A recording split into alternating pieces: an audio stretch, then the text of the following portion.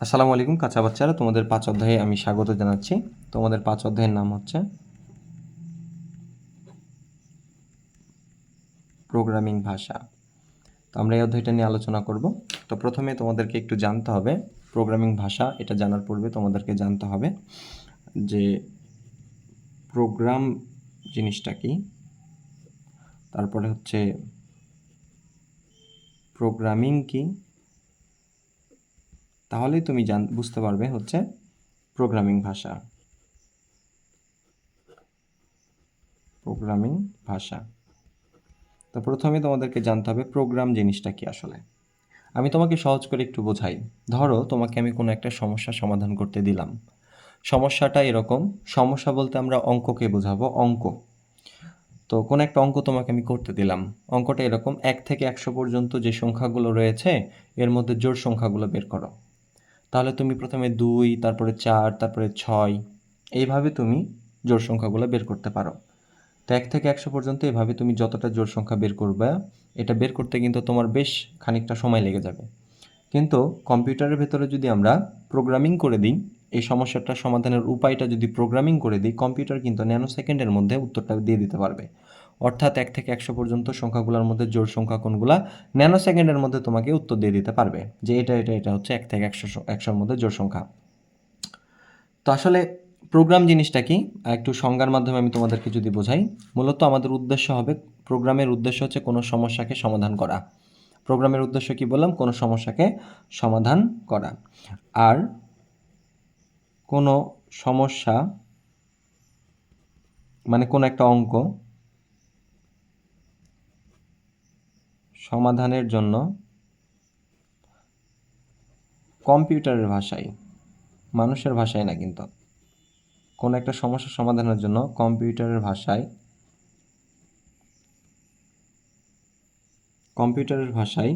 কতকগুলো কমান্ড বা নির্দেশনা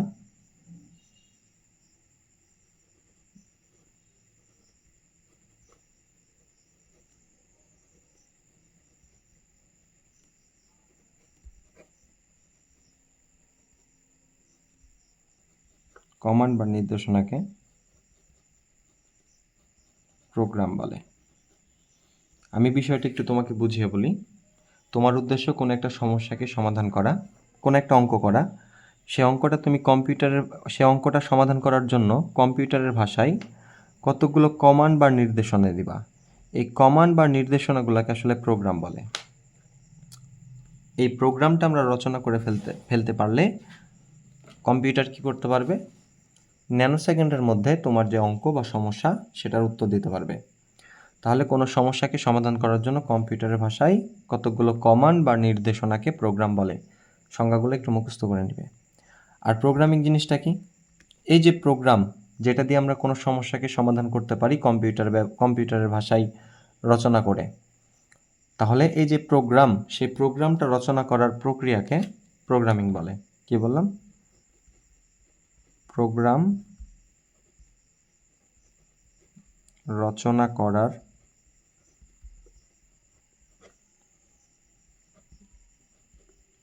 প্রক্রিয়াকে প্রোগ্রামিং বলে। আচ্ছা, প্রোগ্রাম কেন আমরা রচনা করব? প্রোগ্রাম রচনা করলে, যে সমস্যাটা সমাধানের জন্য আমরা প্রোগ্রাম রচনা করব, ওই প্রোগ্রামটা রচনা করলে ওই সমস্যাটা কি করা যাবে? সমাধান করা যাবে খুব দ্রুত। তাহলে উদ্দেশ্য আমাদের কোনো সমস্যাকে সমাধান করা। আর কোনো একটা সমস্যাকে সমাধান করার জন্য কম্পিউটারের ভাষায় কিছু কমান্ড বা নির্দেশনা আমাকে লিখে দিতে হবে, যেটাকে আমরা বলছি প্রোগ্রাম। আর এই প্রোগ্রাম রচনা করার যে পদ্ধতি, এই পদ্ধতিটাকে আমরা বলছি প্রোগ্রামিং। এবার চলো প্রোগ্রামিং ভাষাটা কি। তো ব্যাপার হচ্ছে যে প্রোগ্রামটা রচনা করার সময় কতগুলো কমান্ড বা নির্দেশনা দিবা না? এই কমান্ড বা নির্দেশনাগুলো কিন্তু তুমি মানুষের ভাষায় দিবা না। এই কমান্ড বা নির্দেশনাগুলো কিন্তু তোমাকে প্রোগ্রামিং ভাষা দিয়ে দিতে হবে। প্রোগ্রামিং ভাষাগুলো কম্পিউটার বুঝবে, মানুষের ভাষা কম্পিউটার বুঝবে না। তাহলে প্রোগ্রামিং ভাষা কি? যে সকল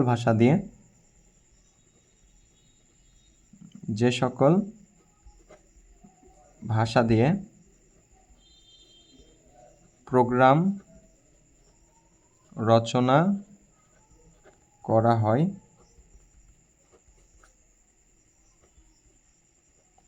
তাদেরকে প্রোগ্রামিং ভাষা বলে। তাহলে যে সকল ভাষা দিয়ে প্রোগ্রাম রচনা করা হয় তাদেরকে প্রোগ্রামিং ভাষা বলে।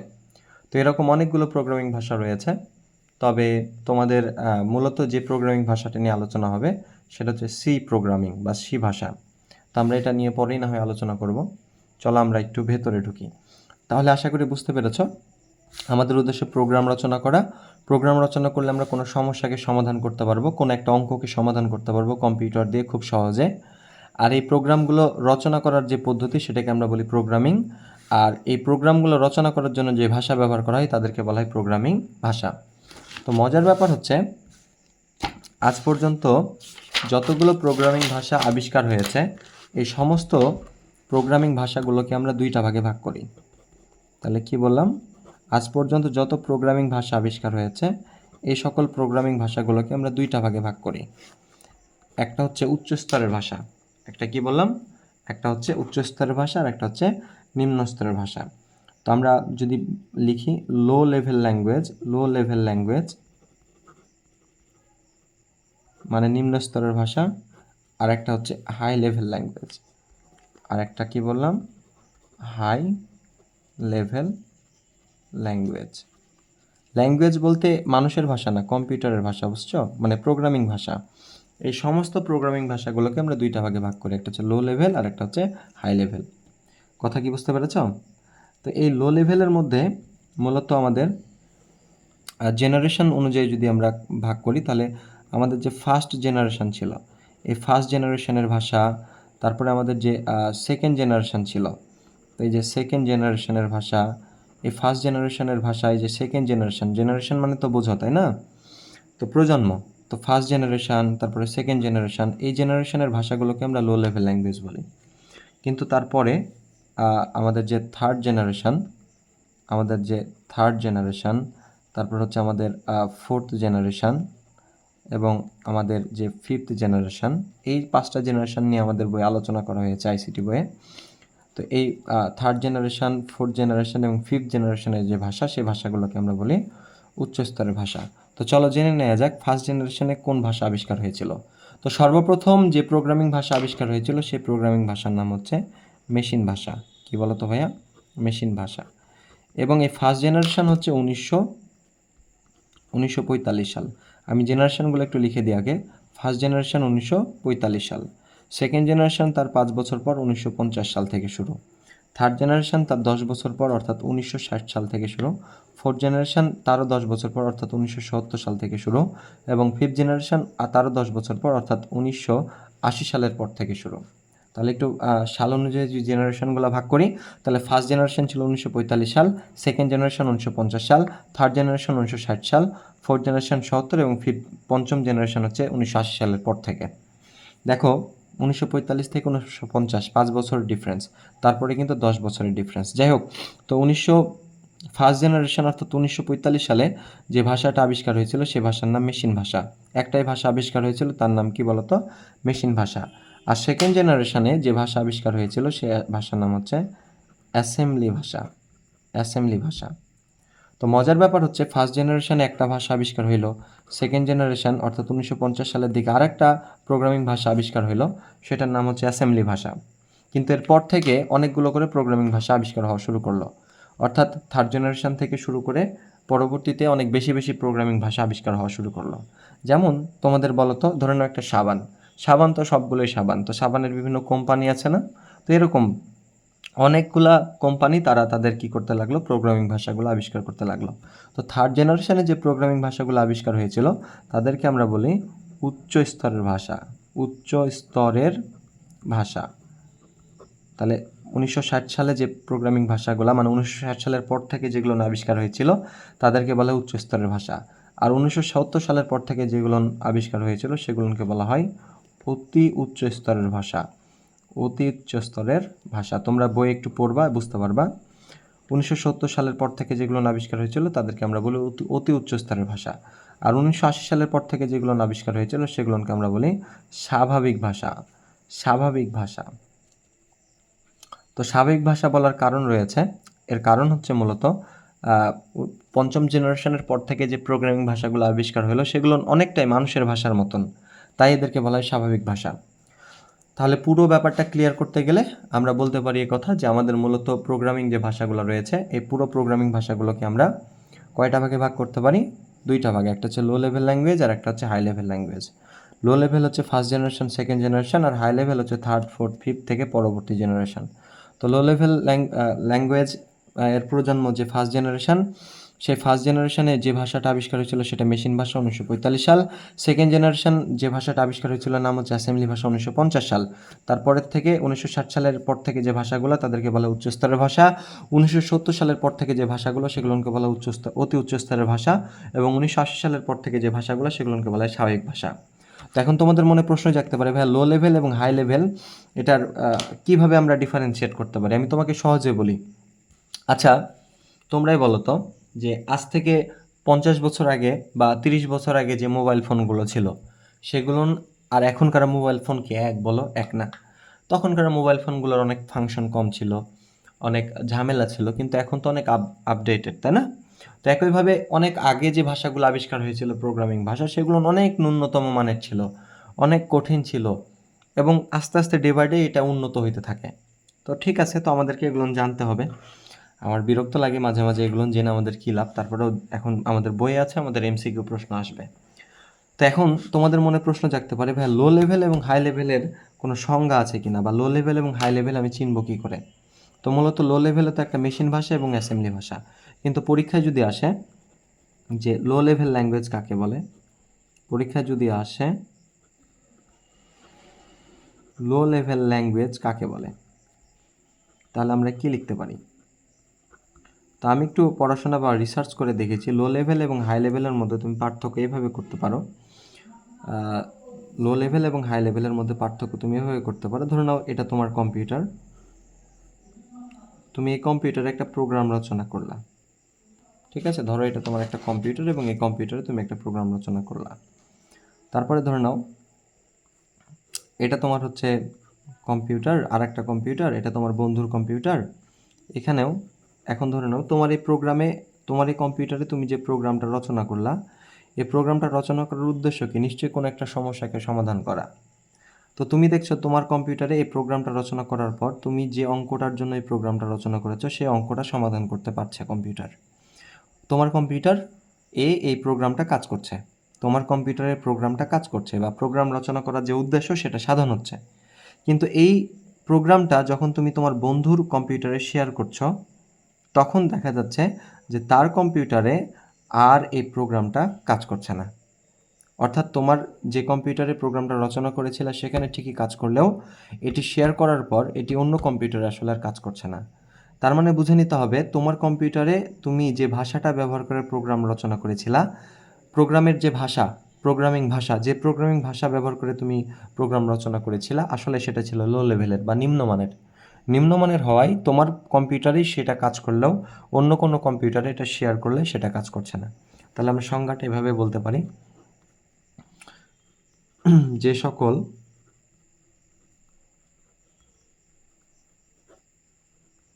প্রোগ্রামিং ভাষায় প্রোগ্রাম রচনা করলে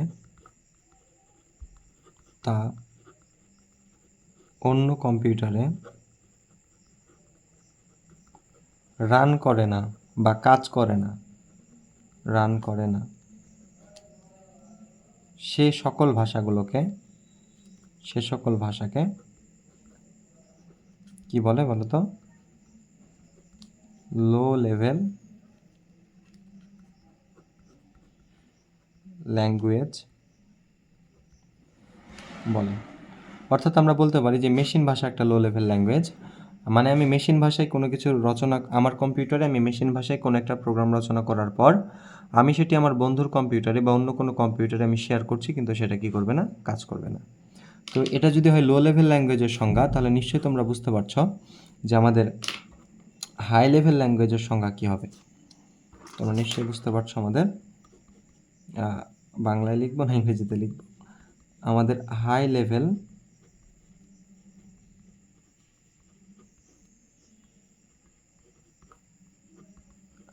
যে ল্যাঙ্গুয়েজ, সেই ল্যাঙ্গুয়েজের সংজ্ঞাটা কী হবে তোমরা নিশ্চয়ই বুঝতে পারছো। সংজ্ঞাটা এরকম হবে, ধরে নাও তোমার কম্পিউটার, তুমি তোমার কম্পিউটারে একটা প্রোগ্রাম রচনা করলা, আর এটা তোমার বন্ধুর কম্পিউটার। তো তোমার এই প্রোগ্রামটা তোমার বন্ধুকে শেয়ার করছো, তার কম্পিউটারে এটা কী করছে, কাজ করছে। তার মানে বুঝে নিতে হবে আমি আমার কম্পিউটারে যে প্রোগ্রামটা রচনা করেছিলাম, সেটি যে ভাষা দিয়ে প্রোগ্রামটা রচনা করেছিলাম সে ভাষাটা কী বলেছ, উচ্চ স্তরের ভাষা বা উন্নত মানের ভাষা। বুঝাতে পেরেছি আমি? তাহলে সংজ্ঞাটা লিখে নিবা, যে সকল প্রোগ্রামিং ভাষায় প্রোগ্রাম রচনা করলে তা অন্য কম্পিউটারে রান করে, এটা করে না তাই লো লেভেল, আর এটা করে তাই কী বলতো, হাই লেভেল। তো মোটামুটি তোমাদেরকে হাই লেভেল এবং লো লেভেল বুঝালাম। এগুলো পড়ানোর কারণ খ নাম্বার প্রশ্ন এগুলো অসংখ্যবার এসেছে, এবং ক নাম্বার প্রশ্ন আসতে পারে যে লো লেভেল ল্যাঙ্গুয়েজ কি, হাই লেভেল ল্যাঙ্গুয়েজ কি, এদের মধ্যে পার্থক্য কি, তোমরা বই থেকে অবশ্যই পড়বা। এরপরে আমাকে একটু আলোচনা করতে হবে মেশিন ভাষা এবং অ্যাসেম্বলি ভাষা নিয়ে, কারণ এখান থেকে প্রায় প্রতি বছর প্রশ্ন হয়। তো আমি তোমাদের একটু আলোচনা করে দিচ্ছি এবার মেশিন ভাষা। তো মেশিন ভাষাটা আসলে কি? দেখো, মেশিন ভাষা প্রথমত এটা হচ্ছে, তোমরা জানো যে 1945 সালে আবিষ্কার হয়েছিল, এবং এটা হচ্ছে আমাদের সর্বপ্রথম প্রোগ্রামিং ভাষা। মেশিন ভাষাটা হচ্ছে আমাদের সর্বপ্রথম প্রোগ্রামিং ভাষা। তো এই মেশিন ভাষাকে আসলে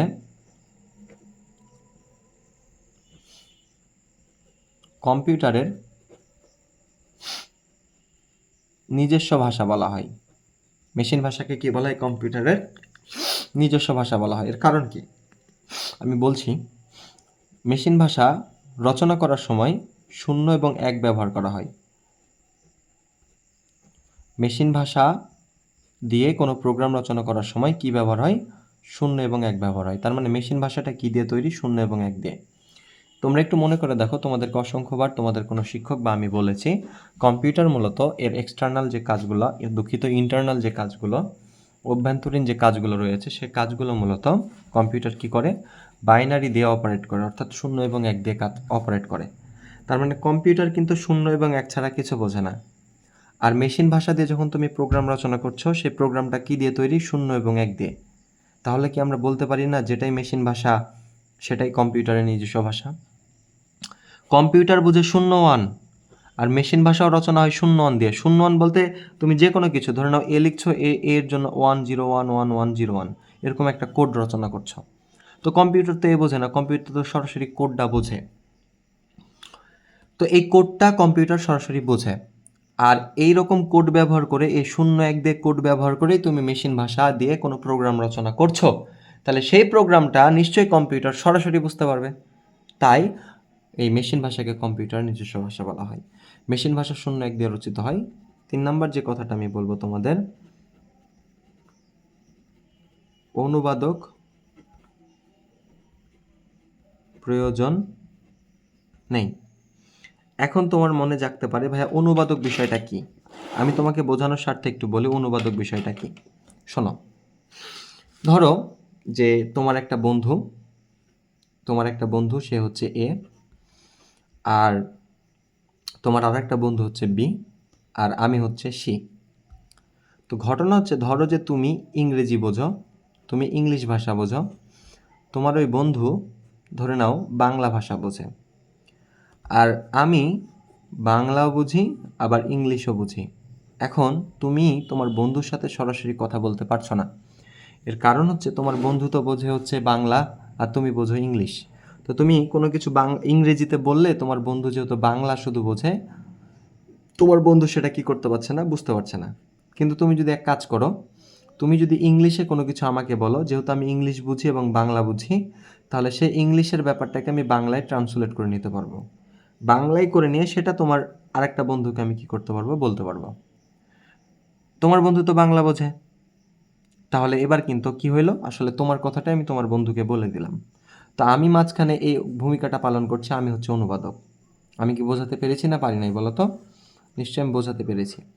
আমি আরেকবার বলি, ধরো তোমার একটা বন্ধু আছে, সে বন্ধুর নাম হচ্ছে রাফি, আর তোমার নাম হচ্ছে রাজন। বুঝতে পেরেছ? তো রাফি বাংলা বোঝে, আর রাজন নামের তুমি তুমি ইংরেজি বোঝো।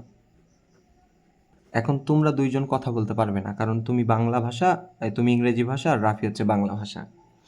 তো তোমরা কি করলা, আমাকে ডাকলা। তো আমার নাম হচ্ছে ধরে নাও মিনহাজ। তো আমি আবার বাংলাও বুঝি আবার ইংরেজিও বুঝি। তো আমি কি করলাম, তুমি তুমি ইংরেজিতে আমাকে কোনো কিছু বললে, আমি সেটাকে বাংলা, সেটা তো আমি বুঝলাম, এবং সেটাকে বাংলায় কী হয় সেটা তোমার বন্ধুকে আমি বলে দিলাম। তাহলে তোমার সাথে তোমার বন্ধুর কথা কিন্তু এভাবেই চালানো সম্ভব। তো মাঝখানে এই যে আমি হচ্ছে অনুবাদক। আমি কি বলো তো, অনুবাদক। তো মেশিন ভাষাতে কোনো অনুবাদকের প্রয়োজন নেই। এর কারণ কি, মেশিন ভাষা রচিত হয় 0-1 দিয়ে, আর কম্পিউটারও বোঝে 0-1। তাহলে তো সরাসরি এখানে আসলে মাঝখানে কোনো থার্ড পার্সনের প্রয়োজন নাই। এরপরে আমি যে কথাটা বলবো, এখানে প্রোগ্রাম রচনা কঠিন। দেখো কেন প্রোগ্রাম রচনা করা কঠিন, তোমরা বই থেকে এগুলো যদিও পড়বে, আমি একটু পড়ায় দিচ্ছি। সব কিছুকে 0-1-এ কনভার্ট করতে হয়। ধরে নাও তুমি এ লিখবা, তো এর জন্য তোমাকে এরকম একটা বাইনারি কোড আছে। তো এত এত কোড দিয়ে কোন একটা প্রোগ্রাম রচনা করা খুব কঠিন। তারপরে আমি আরও একটা কথা বলবো, ডিবাগ কঠিন। তো ডিবাগ জিনিসটা কি, দেখো বাগ মানে আইসিটিতে বোঝায় ভুল, আর ডিবাগ মানে হচ্ছে এই ভুলকে কি করা, সংশোধন করা। তাহলে আমি কি বললাম, ডিবাগ কি, ভুলকে কি করা, সংশোধন করা। তো ব্যাপার হচ্ছে যে ডিবাগ কঠিন, এটার কারণ কি, ধরো যে একটা প্রোগ্রাম রচনা করেছো, সেখানে 500টা 0 এবং 1 আছে, 0 এবং 1 মিলে 500টা আছে। এখন 500টা 0-1-এর মধ্যে কোন একটা জায়গায় তোমার ভুল হয়েছে, কোন একটা জায়গায় 0 ছিল সেখানে 1 হবে, কিন্তু তুমি সেখানে 0 দিয়েছো, হওয়া উচিত ছিল 0 কিন্তু তুমি দিয়েছো 1। তাহলে বলো ওইটা খুঁজে বের করা অনেক কঠিন না, অর্থাৎ ডিবাগ করা কঠিন, অর্থাৎ ভুল সংশোধন করা খুবই কঠিন। তো এই প্রোগ্রাম রচনা সময় সাপেক্ষ, প্রোগ্রাম রচনা সময় সাপেক্ষ, অনেক সময় লাগে এইভাবে প্রোগ্রাম, মানে মেশিন ভাষা দিয়ে প্রোগ্রাম রচনা করতে, কিন্তু দ্রুত কাজ করে, দ্রুত কাজ করে। দ্রুত কাজ করার কারণ হচ্ছে ওই যে মেশিন ভাষা 0-1 দিয়ে রচনা হয়, আর কম্পিউটারে বোঝা 0-1, তাহলে দ্রুত কাজ করবে, অবশ্যই স্বাভাবিক। অর্থাৎ দ্রুত কাজ করবে না রে ভাই, কম্পিউটার তো 0-1 বোঝাই, আর মেশিন ভাষা 0-1 দিয়ে রচনা, তো দ্রুত কাজ করবে। আরেকটা ইনফরমেশন তোমাদের আমি দিই মেশিন ভাষা সম্পর্কে, এর 2টি অংশ। মেশিন ভাষার কয়টা অংশ, 2টি অংশ। একটা অংশের নাম হচ্ছে অপকোড, একটা অংশের নাম অপকোড, আর একটা অংশের নাম হচ্ছে অপারেন্ড।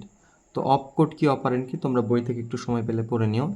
আর যদিও শেষ সময় আমি কি বলবো তোমাদেরকে, তোমাদের জন্য আমি আবার এই বইটা ক্লাস রেকর্ড করতেছি। তো এই ছিল মেশিন ভাষা সম্পর্কে তথ্য। আমি আরেকবার বলে দিই, মেশিন ভাষা আসলে কম্পিউটারের নিজস্ব ভাষা, এটা 0 এবং 1 দিয়ে রচিত হয়, কোনো অনুবাদকের প্রয়োজন নাই। প্রোগ্রাম রচনা করা কঠিন, কিন্তু ডিবাগও কঠিন।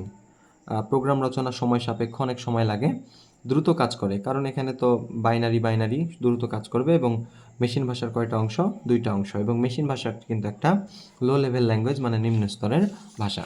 তো এবার আমরা চলে অ্যাসেম্বলি ভাষা জানবো। তো কাঁচা বাচ্চারা, আমরা মেশিন ভাষা সম্পর্কে মোটামুটি আইডিয়া বা ধারণা পেয়ে গেছি, এবং তোমরা অবশ্যই একটু পারলে কষ্ট করে বই থেকে রিডিং দিয়ে নিও, ঠিক আছে, যদিও আমি এখানে সব বলে দিয়েছি।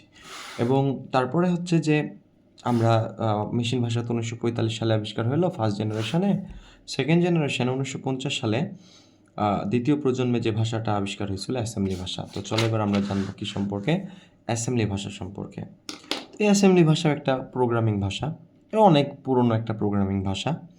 তো অ্যাসেম্বলি ভাষা সম্পর্কে তোমাদের যদি কয়েকটা কথা বলতে চাই, তাহলে প্রথম যে কথাটা আমাকে বলতে হবে, এই অ্যাসেম্বলি ভাষায় নেমোনিক ব্যবহার করা হয়। অ্যাসেম্বলি ভাষায় কী ব্যবহার করা হয়, নেমোনিক ব্যবহার হয়।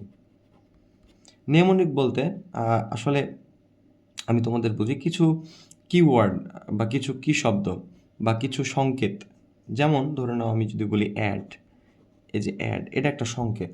এই অ্যাড দিয়ে আসলে যোগ করা বোঝায়, অ্যাড দিয়ে কী করা বোঝায়, যোগ করা বোঝায়। একইভাবে আমি যদি বলি হচ্ছে এসইউবি, সাব মানে হচ্ছে সাবস্ট্রাকশন, এটা দিয়ে বিয়োগ করা বোঝায়। কথা বুঝতে পেরেছ? তো এরকম কিছু নেমোনিক ব্যবহার করা হয়তো, এটা আমাদেরকে প্রথমত জানতে হবে। দ্বিতীয়ত আমাদেরকে যে বিষয়টা জানতে হবে সেটা হচ্ছে অ্যাসেম্বলি ভাষায় আসলে অনুবাদক প্রয়োজন, অনুবাদক প্রয়োজন। কেন অনুবাদক প্রয়োজন? আমরা তো জানি কম্পিউটার বুঝে মানে 0-1 দিয়ে লিখিত যে ভাষা, এটা কম্পিউটারের ভাষা। আর অ্যাসেম্বলি ভাষা কি 0-1 দিয়ে লিখিত কোনো ভাষা না, এখানে অনেক ধরনের নেমোনিক ব্যবহার করা হয়। এই নেমোনিকগুলো তো কম্পিউটার সরাসরি বুঝতে পারবে না। তাহলে আমাদেরকে কি করতে হবে, আমাদের যে ধরে নাও কোনো কিছু আমরা অ্যাসেম্বলি ভাষায় আমরা রচনা করলাম, কোনো কিছু আমরা অ্যাসেম্বলি ভাষায় রচনা করলাম, কিন্তু কম্পিউটার বোঝে হচ্ছে বাইনারি ভাষা বা মেশিন ভাষা। কম্পিউটার কি বোঝে? মেশিন ভাষা। ওই যে আমরা বললাম না, মেশিন ভাষা হচ্ছে কম্পিউটার নিজস্ব ভাষা। এখন অ্যাসেম্বলি ভাষা তো কম্পিউটার বুঝবে না, এটাকে মেশিন ভাষায় কনভার্ট করতে হবে। তাহলে মাঝখানে আমাদের একটা কি লাগবে বলো তো? মাঝখানে আমাদের একটা অনুবাদক লাগবে। এই অনুবাদকের নাম হচ্ছে অ্যাসেম্বলার। এই অ্যাসেম্বলার কী করবে? এই অ্যাসেম্বলি ভাষা অর্থাৎ বিভিন্ন নেমনিকগুলোকে মেশিন ভাষা অর্থাৎ 0110 এগুলো কী করে দেবে? কনভার্ট করে দেবে, অর্থাৎ কোডে রূপান্তর করে দেবে। আশা করি বোঝাতে পেরেছি। তাহলে আমাদের অ্যাসেম্বলি ভাষাতে কি প্রয়োজন? অনুবাদক প্রয়োজন। এবং সে অনুবাদকের নাম কি? অনুবাদকের নাম হচ্ছে অ্যাসেম্বলার। অ্যাসেম্বলার অনুবাদক। তাহলে অ্যাসেম্বলার অনুবাদক প্রয়োজন। আমরা আরেকটা জিনিস জেনে রাখি, সেটা হচ্ছে অ্যাসেম্বলি ভাষার 4টা অংশ। অ্যাসেম্বলির কয়টা অংশ? অ্যাসেম্বলি ভাষার 4টি অংশ। একটু মনে করে দেখো, মেশিন ভাষার কিন্তু 2টা অংশ ছিল, একটা হচ্ছে অপকোড আর একটা হচ্ছে অপারেন্ট। আর আমাদের এই যে অ্যাসেম্বলি ভাষার 4টা অংশ কি কি? সেটা হচ্ছে একটা লেভেল, একটা হচ্ছে অপকোড, একটা হচ্ছে অপারেন্ট, আর একটা হচ্ছে কমেন্ট। তোমরা নামগুলো একটু জেনে রাখো, এমসিকিউ আসতে পারে যে নিচের কোনটি অ্যাসেম্বলি ভাষার অংশ নয়। এখান থেকে 3টা দিল, একটা বাইরে থেকে দিল, তাহলে ওইটা হবে উত্তর। তো এটা তোমরা একটু ভেবে মনে রাখতে পারো। লেতে লেভেল, অপকোডে হচ্ছে অপু, অপাতে অপেক্ষা, কমেন্টে কর। লে অপু অপেক্ষা কর, লে অপু অপেক্ষা কর। লেতে লেভেল, অপুতে অপকোড, অপেক্ষাতে অপারেন্ট, করে কমেন্ট। এটা একটু জেনে রাখতে পারো। আমরা একটা জিনিস জানলাম যে সেটা হচ্ছে অ্যাসেম্বলি ভাষায় বিভিন্ন ধরনের নেমনিক ব্যবহার করা হয়, তাই না? তো এরকম কিছু নেমনিক তোমাদের বইয়ে দেওয়া আছে, তোমাদের এগুলো একটু পড়ে রাখতে হবে। কারণ এমসিকিউ আসতে পারে নিচের কোনটি অ্যাসেম্বলি ভাষার নেমনিক, নিচের কোনটি অ্যাসেম্বলি ভাষার নেমনিক নয়। নেমনিক মানে কি তোমরা বুঝতে পেরেছো? কিছু কিওয়ার্ড বা সংক্ষেপণ এগুলো ব্যবহার করা হয়, কিছু সংকেত ব্যবহার করা হয়। শুধুমাত্র 0-1 মানে 0-1 দিয়ে লেখা হয় না অ্যাসেম্বলি ভাষা। মেশিন ভাষা যেমন 0-1 দিয়ে রচনা করা হচ্ছিল আর কম্পিউটার সরাসরি বুঝতে পারছিল, অ্যাসেম্বলি ভাষা কিন্তু তেমন না। তো এই যে নেমনিকগুলো ব্যবহার করা হয়, বেশ কিছু নেমনিক তোমাদের বইয়ে দেওয়া আছে। যেমন আমি নেমনিকগুলো সম্পর্কে 2-1টা বলবো, বই থেকে তোমাদের দেখিয়ে দিচ্ছি। ধরুন একটা নেমনিক হচ্ছে এলডিএ, একটা হচ্ছে এসটিএ, হ্যাঁ, তারপরে হচ্ছে একটা হচ্ছে সিএলআর, একটা হচ্ছে এড, একটা হচ্ছে এমইউএল, একটা হচ্ছে সাব, একটা কি বলে তো ডিভ, একটা হচ্ছে ইনপুট, দেখতে পাচ্ছ তোমরা? সরি, এইটা একটা হচ্ছে ইনপুট, হ্যাঁ, একটা হচ্ছে তোমার আউটপুট, একটা হচ্ছে ইনক্রিমেন্ট, একটা হচ্ছে ডিক্রিমেন্ট। আমি একটু তোমাদেরকে বলি, একটু শোনো, এগুলো অনেক রয়েছে, এগুলো তোমরা বই থেকে পড়ে নিতে পারবা। আমি শুধুমাত্র এই 2টা জিনিস বোঝাবো, একটা হচ্ছে এলডি আর এসটিআর, এগুলো একটু বলে দিলেই হয়ে যাচ্ছে। এলডিএ মানে হচ্ছে লোড অ্যাকিউমুলেটর, লোড অ্যাকিউমুলেটর। আর এসটিএ মানে হচ্ছে স্টোর অ্যাকিউমুলেটর। এখন তোমাদের মনে প্রশ্ন জাগছে যে আসলে অ্যাকিউমুলেটর জিনিসটা কি? দেখো, অ্যাকিউমুলেটর জিনিসটা কি তোমাদের বইয়ে দেওয়া আছে সুন্দর করে। আমি তোমাদের একটু বোঝানোর জন্য তোমাদের বই থেকে দেখাই। এই যে দেখো, তোমাদের এখানে লিখে দেওয়া আছে অ্যাকিউমুলেটর। অ্যাকিউমুলেটর হলো সিপিইউ বলতে কম্পিউটারের সেন্ট্রাল প্রসেসিং ইউনিট। এই কম্পিউটারের সিপিইউ এর যে রেজিস্টার অংশ রয়েছে সেটা হচ্ছে অ্যাকিউমুলেটর। আর রেজিস্টারটা কি তোমরা জানো? রেজিস্টার হচ্ছে একটা অস্থায়ী মেমোরি।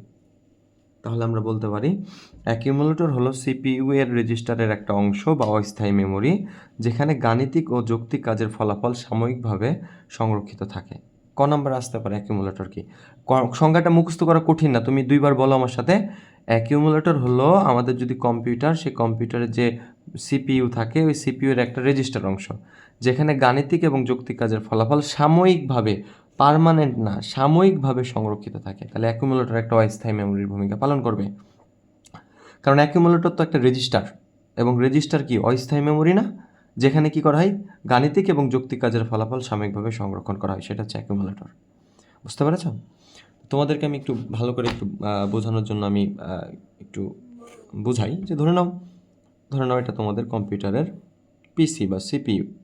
তো পিসির বিভিন্ন অংশ রয়েছে, তো এর মধ্যে একটা অংশ হচ্ছে রেজিস্টার অংশ। ধরো এটা রেজিস্টার অংশ। তো এই রেজিস্টার অংশটাকে আমরা ধরে নাও এই পুরো অংশটা হচ্ছে কম্পিউটারের মেমোরি হিসেবে কাজ করে। আমি জাস্ট কথার কথা বলছি, কারণ কম্পিউটারে বিভিন্ন অংশ রয়েছে যেগুলো তথ্য সংরক্ষণ রাখে বা মেমোরি হিসেবে কাজ করে, কোনোটা স্থায়ী কোনোটা অস্থায়ী, স্থায়ী এবং অস্থায়ী। তো ধরে নাও এটা পুরোটা হচ্ছে মেমোরি, তাহলে এটা হচ্ছে মেমোরি, ভালো কথা। কিন্তু এই অংশটা হচ্ছে রেজিস্টার। এই অংশটা হচ্ছে অস্থায়ী মেমোরি হিসেবে কাজ করে এবং এটাকে আমরা বলছি অ্যাকিউমুলেটর। তো মজার ব্যাপার হচ্ছে, ধরো এলডিএ এই নেমোনিকটা কখন ব্যবহার করা হতো অ্যাসেম্বলি ভাষাতে? ধরে নাও যে তুমি কোনো কিছু তোমার পার্মানেন্ট মেমোরিতে ছিল, সেই পার্মানেন্ট মেমোরি থেকে কোনো কিছু তুমি তোমার অ্যাকিউমুলেটরে নিয়ে আসতে চাও। এই যে রেজিস্টার, এটা হচ্ছে আমি অ্যাকিউমুলেটর বলছি, এই যে রেজিস্টার অংশটা, এটাকে আমরা অ্যাকিউমুলেটর বলছি। তো পার্মানেন্ট মেমোরিতে থাকা কোনো কিছু তুমি যদি অ্যাকিউমুলেটরে নিয়ে আসতে চাও, তাহলে তোমাকে এই যে এই চিহ্নটা ব্যবহার করতে হতো, এলডিএ। ঠিক আছে, মানে কম্পিউটারের এই অপশানটাতে তোমাকে ক্লিক করতে হতো তখন। আবার ধরে নাও অ্যাকিউমুলেটরে কোনো কিছু আছে, এই যে রেজিস্টার অংশ, এই অ্যাকিউমুলেটরে কোনো কিছু আছে, এটাকে তুমি যদি পার্মানেন্ট মেমোরিতে নিতে চাইতা, তাহলে তোমাকে যে এসটিআই স্টোর অ্যাকিউমুলেটর এই অপশানটা ব্যবহার করতে হতো। তো এরকম ক্লিয়ার, দেখো তোমাদের বই থেকে দেখায়, সময় কম লাগবে। দেখো তাহলে এলডিএ মানে হচ্ছে লোড অ্যাকিউমুলেটর, এটা কী করে মেমোরির নির্দিষ্ট কোনো স্থান থেকে ডেটা অ্যাকিউমুলেটরে নিয়ে যায়, তাহলে মেমোরি থেকে কোথায় নিয়ে যায়? অ্যাকিউমুলেটরে। আর এসটিএ কী করে অ্যাকিউমুলেটর থেকে কোথায় নিয়ে যায়? একটু দুঃখিত, ফ্ল্যাশ নিভে গেছে। হ্যাঁ, ওকে। আর দেখো যে যেটা বলছিলাম, এসটিএ কী করে, স্টোর অ্যাকিউমুলেটর কী করে? স্টোর অ্যাকিউমুলেটর যেটা করে সেটা হচ্ছে ওই অ্যাকিউমুলেটর থেকে কোনো কিছুকে ভেরিয়েবলে সংরক্ষণ করা বা চলকে সংরক্ষণ করা। তাহলে তুমি এইভাবে একটু মনে রাখতে পারো যে লোড অ্যাকিউমুলেটর কী করে? লোড অ্যাকিউমুলেটর আমাদের মেমোরি থেকে কোনো কিছুকে অ্যাকিউমুলেটরে নিয়ে যেত। আর অ্যাকিউমুলেটর থেকে কোনো কিছুকে চলকে মানে ভেরিয়েবলে এই ভেরিয়েবলে নিয়ে যেতে এই এসটিআই ইউজ করা হতো। এটা এমসিকিউ আসতে পারে যে লোড অ্যাকিউমুলেটরের কাজ কি? এর কাজ হচ্ছে মেমোরি থেকে তথ্যকে অ্যাকিউমুলেটরে নিয়ে যাওয়া। এসটি এর কাজ কি? স্টোর অ্যাকিউমুলেটরের কাজ কি? এসটিএ মানে স্টোর অ্যাকিউমুলেটর, এর কাজ কি? অ্যাকিউমুলেটরে থাকা কোনো কিছু সেটাকে, যে অ্যাকিউমুলেটরে থাকা কোনো কিছু সেটাকে ভেরিয়েবলে নিয়ে যাওয়া। দেখো ক্লিয়ার দিয়ে কী করা হইতো? কোনো কিছু এই যেখানে ডান পাশে কাজ করা মানে কাজগুলো লেখা আছে, ফাঁকা করা হইতো বা শূন্য স্থান মানে শূন্য করা হইতো। তারপর হচ্ছে অ্যাড মানে হচ্ছে অ্যাডিশন দিয়ে কী করা হইতো? যোগ করা হইতো। সাব দিয়ে সাবস্ট্রাকশন মানে বিয়োগ, তাহলে অ্যাডিশন মানে যোগ, সাবস্ট্রাকশন মানে বিয়োগ, মাল্টিপ্লিকেশন মানে গুণ, ডিভাইডেশন মানে হচ্ছে ভাগ, এই যে এই পাশে লিখে দেওয়া আছে। ঠিক আছে, তাহলে ডিভাইডেশনের কাজ কী করা বলো তো? এই যে ভাগ করা। এরকম জাম্প মানে হচ্ছে প্রোগ্রামের এক লাইন থেকে আরেক লাইনে লাফ দিতে। ইনক্রিমেন্ট মান 1 করে বৃদ্ধি করতে, ডিক্রিমেন্ট মান 1 করে কমাতে। খালি এতটুকু জানো, ইনক্রিমেন্ট মানে মান 1 করে বাড়ানো, আর ডিক্রিমেন্ট মানে মান 1 করে কমানো। ইনপুট মানে কোনো কিছু ইনপুট দেওয়া, ডেটা ইনপুট দেওয়া। আউটপুট মানে কোনো কিছু আউটপুটে পাঠানো। এসটিপি মানে প্রোগ্রামকে কী করা? থামিয়ে দেওয়া। এখানে দেখো মেশিন ভাষা এবং অ্যাসেম্বলি ভাষা, আমরা কিছুক্ষণ আগে মেশিন ভাষা পড়েছিলাম, এখন অ্যাসেম্বলি ভাষা শেষ করলাম। এই দুটোর মধ্যে পার্থক্য দেওয়া আছে, তোমরা পড়লেই বুঝতে পারবা। এই যে মেশিন ভাষা 0-1 দিয়ে লেখা হয়, আর অ্যাসেম্বলি ভাষায় সাংকেতিক কোড মানে নেমোনিক ব্যবহার করা হয়। মানুষের পক্ষে মেশিন ভাষা বোঝা কঠিন। অ্যাসেম্বলি ভাষাটাই যেহেতু এই যে অ্যাড মানে কি করা? অ্যাড মানে হচ্ছে যোগ করা, এটা তুমি কিন্তু বুঝতে পারছো। কিন্তু যখন তুমি মেশিন ভাষা দিয়ে কোড করতে, এই যোগ করার কাজটার জন্য একটা ধরনের কোড লেখা হতো 101 তো এইগুলো মানুষের দ্বারা বোঝা কি সহজ ছিল না কঠিন ছিল? কঠিন ছিল। তাহলে আমরা বলতে পারি মেশিন ভাষার থেকে অ্যাসেম্বলি ভাষা কিছুটা সহজ ছিল। তো এগুলো একটু পড়বা, খুব সহজ লাগবে। মধ্যম স্তরের ভাষা দেখো, এটা তোমরা একটু পড়ে নিও নিজেরাই। আসলে আমরা পড়েছিলাম কি, এই যে কিছুক্ষণ আগে পড়লাম যে আমাদের মোটামুটি হাই লেভেল ল্যাঙ্গুয়েজ, এই যে হাই লেভেল ল্যাঙ্গুয়েজ এবং low level, high level language আর লো লেভেল ল্যাঙ্গুয়েজ, এর মাঝামাঝি যে ভাষাগুলো সেগুলোকে আসলে মিড লেভেল ল্যাঙ্গুয়েজ বা মধ্যস্তরের ভাষা বলা হয়। তো মধ্যস্তরের ভাষার মধ্যে এই যে রয়েছে সি++, জাভা, ফোর্থ এরকম অনেকগুলো রয়েছে, হ্যাঁ, প্যাসকেল। তো তোমরা একটু এগুলো পড়ো। তাহলে সিটা যে একটা মধ্যস্তরের ভাষা আমরা এখানে পড়লাম, যদিও এটা নিয়ে একটু কন্ট্রোভার্সি রয়েছে। সি হচ্ছে মধ্যম স্তরের উন্নত মানের একটা ভাষা। তো এরপরে দেখো উচ্চ স্তরের ভাষা। এই যে উচ্চ স্তরের ভাষা বলতে 1980 সালের পর থেকে যে ভাষাগুলো আবিষ্কার হওয়া শুরু হইলো, তাই না? 1980 বলতে 1980ও না আসলে, এই যে উচ্চ স্তরের ভাষা আসলে থার্ড জেনারেশন থেকে, মানে 1960-এর পর থেকে যে ভাষাগুলো প্রোগ্রামিং আবিষ্কার হয়েছিল তাদেরকে আমরা হাই লেভেল ল্যাঙ্গুয়েজ বা উচ্চ স্তরের ভাষা বলি। তো এই যে উচ্চ স্তরের ভাষাগুলো নিয়ে একটু বৈশিষ্ট্যগুলো লেখা আছে, এগুলো তোমরা একটু পড়ে নিও, হ্যাঁ, ঠিক আছে, একটু পড়ে নিও। সোর্স প্রোগ্রাম এবং অবজেক্ট প্রোগ্রামের মধ্যে পার্থক্য আমি তোমাদেরকে একটু বলি, এটাও কিন্তু গুরুত্বপূর্ণ একটা কথা। সোর্স প্রোগ্রাম কি আর অবজেক্ট প্রোগ্রাম কি, আগে সেটা বোঝো, হ্যাঁ। দেখো সোর্স প্রোগ্রাম কোনটা, মানুষ যেটা বুঝতে পারে। দেখো মানুষের পড়ার যোগ্য, সোর্স প্রোগ্রাম হচ্ছে মানুষের পড়ার যোগ্য। আর অবজেক্ট প্রোগ্রাম কোনটা, সোর্স প্রোগ্রামিংকে কম্পাইলিং করে তৈরি মেশিন নির্বাহযোগ্য প্রোগ্রামকে অবজেক্ট প্রোগ্রাম বলে। অর্থাৎ মূল কথা হচ্ছে মেশিন ভাষায় যে লিখিত প্রোগ্রাম, এই মেশিন ভাষায় লিখিত যে প্রোগ্রাম, সেই প্রোগ্রামগুলোকে আমরা বলি অবজেক্ট প্রোগ্রাম। আর সোর্স প্রোগ্রামটা কি, এই যে মানুষের বোধগম্য ভাষা, মানে উন্নত মানের যে প্রোগ্রামিং ল্যাঙ্গুয়েজগুলো রয়েছে, ওই প্রোগ্রামিং ল্যাঙ্গুয়েজগুলোকে আমরা সোর্স প্রোগ্রাম বলি। মানে প্রোগ্রাম একটা রচনা করলেও মানুষ কিছুটা বুঝতে পারে, সেটাকে আমরা বলি সোর্স প্রোগ্রাম। আর এটার জন্য উন্নত বা উচ্চতর ভাষা দিয়ে প্রোগ্রাম রচনা করতে হয়। তো প্রোগ্রামাররা সোর্স প্রোগ্রাম লিখে থাকেন, মানে সোর্স প্রোগ্রাম কিন্তু প্রোগ্রামাররা লিখতে পারেন, কিন্তু অবজেক্ট প্রোগ্রাম আসলে কম্পাইলারকে দেওয়া হয়, এবং কম্পাইলার একটা অনুবাদক, সে কী করে, এই উন্নত মানের যে ভাষাগুলো, সেই উন্নত মানের ভাষাগুলোকে আসলে মেশিন ভাষায় কনভার্ট করে। আমরা কম্পাইলার সম্পর্কে একটু পরে পড়াশোনা করব। তো যাই হোক, এটা একটু পড়ে নিও। তারপরে এই যে এখান থেকে যদি সময় থাকে একটু রিডিং দিও, বিভিন্ন প্রোগ্রাম ল্যাঙ্গুয়েজগুলো কে আবিষ্কার করছে, কত সালে আবিষ্কার হয়েছে, সেগুলো সম্পর্কে একটু আলোচনা করা আছে। চতুর্থ প্রজন্মের ভাষা মানে ফোর্থ জেনারেশন ল্যাঙ্গুয়েজ। তো এখানে চতুর্থ প্রজন্মের ভাষাগুলো নিয়ে বলা আছে, অর্থাৎ 1970 সালের পর থেকে। তারপরে পঞ্চম প্রজন্মের ভাষা মানে 1980-র পর থেকে এখানে, এবং লিখে দেওয়া আছে যে 1980 সাল। 5 জেনারেশন ল্যাঙ্গুয়েজ মানে কি, 5 জেনারেশন ল্যাঙ্গুয়েজ, পঞ্চম প্রজন্মের ভাষা। এবং এখানে লিখে দেওয়া আছে কোনগুলা, যেমন প্রোলগ, অপস 5, যেগুলো না আবিষ্কার হয়েছিল। তো ঠিক আছে, এখন আমি তোমাদেরকে পড়াবো হচ্ছে খুবই গুরুত্বপূর্ণ একটা টপিক, সেটা হচ্ছে অনুবাদক। কি পড়াবো বলো তো ভাইয়া? অনুবাদক জিনিসটা কি, আমি কি লিখবো?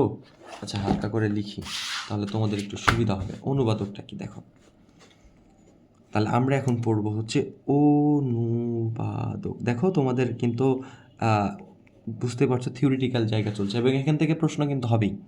তো একটু বোরিং লাগতে পারে থিওরিটিক্যাল জিনিস, তারপর একটু বোঝো।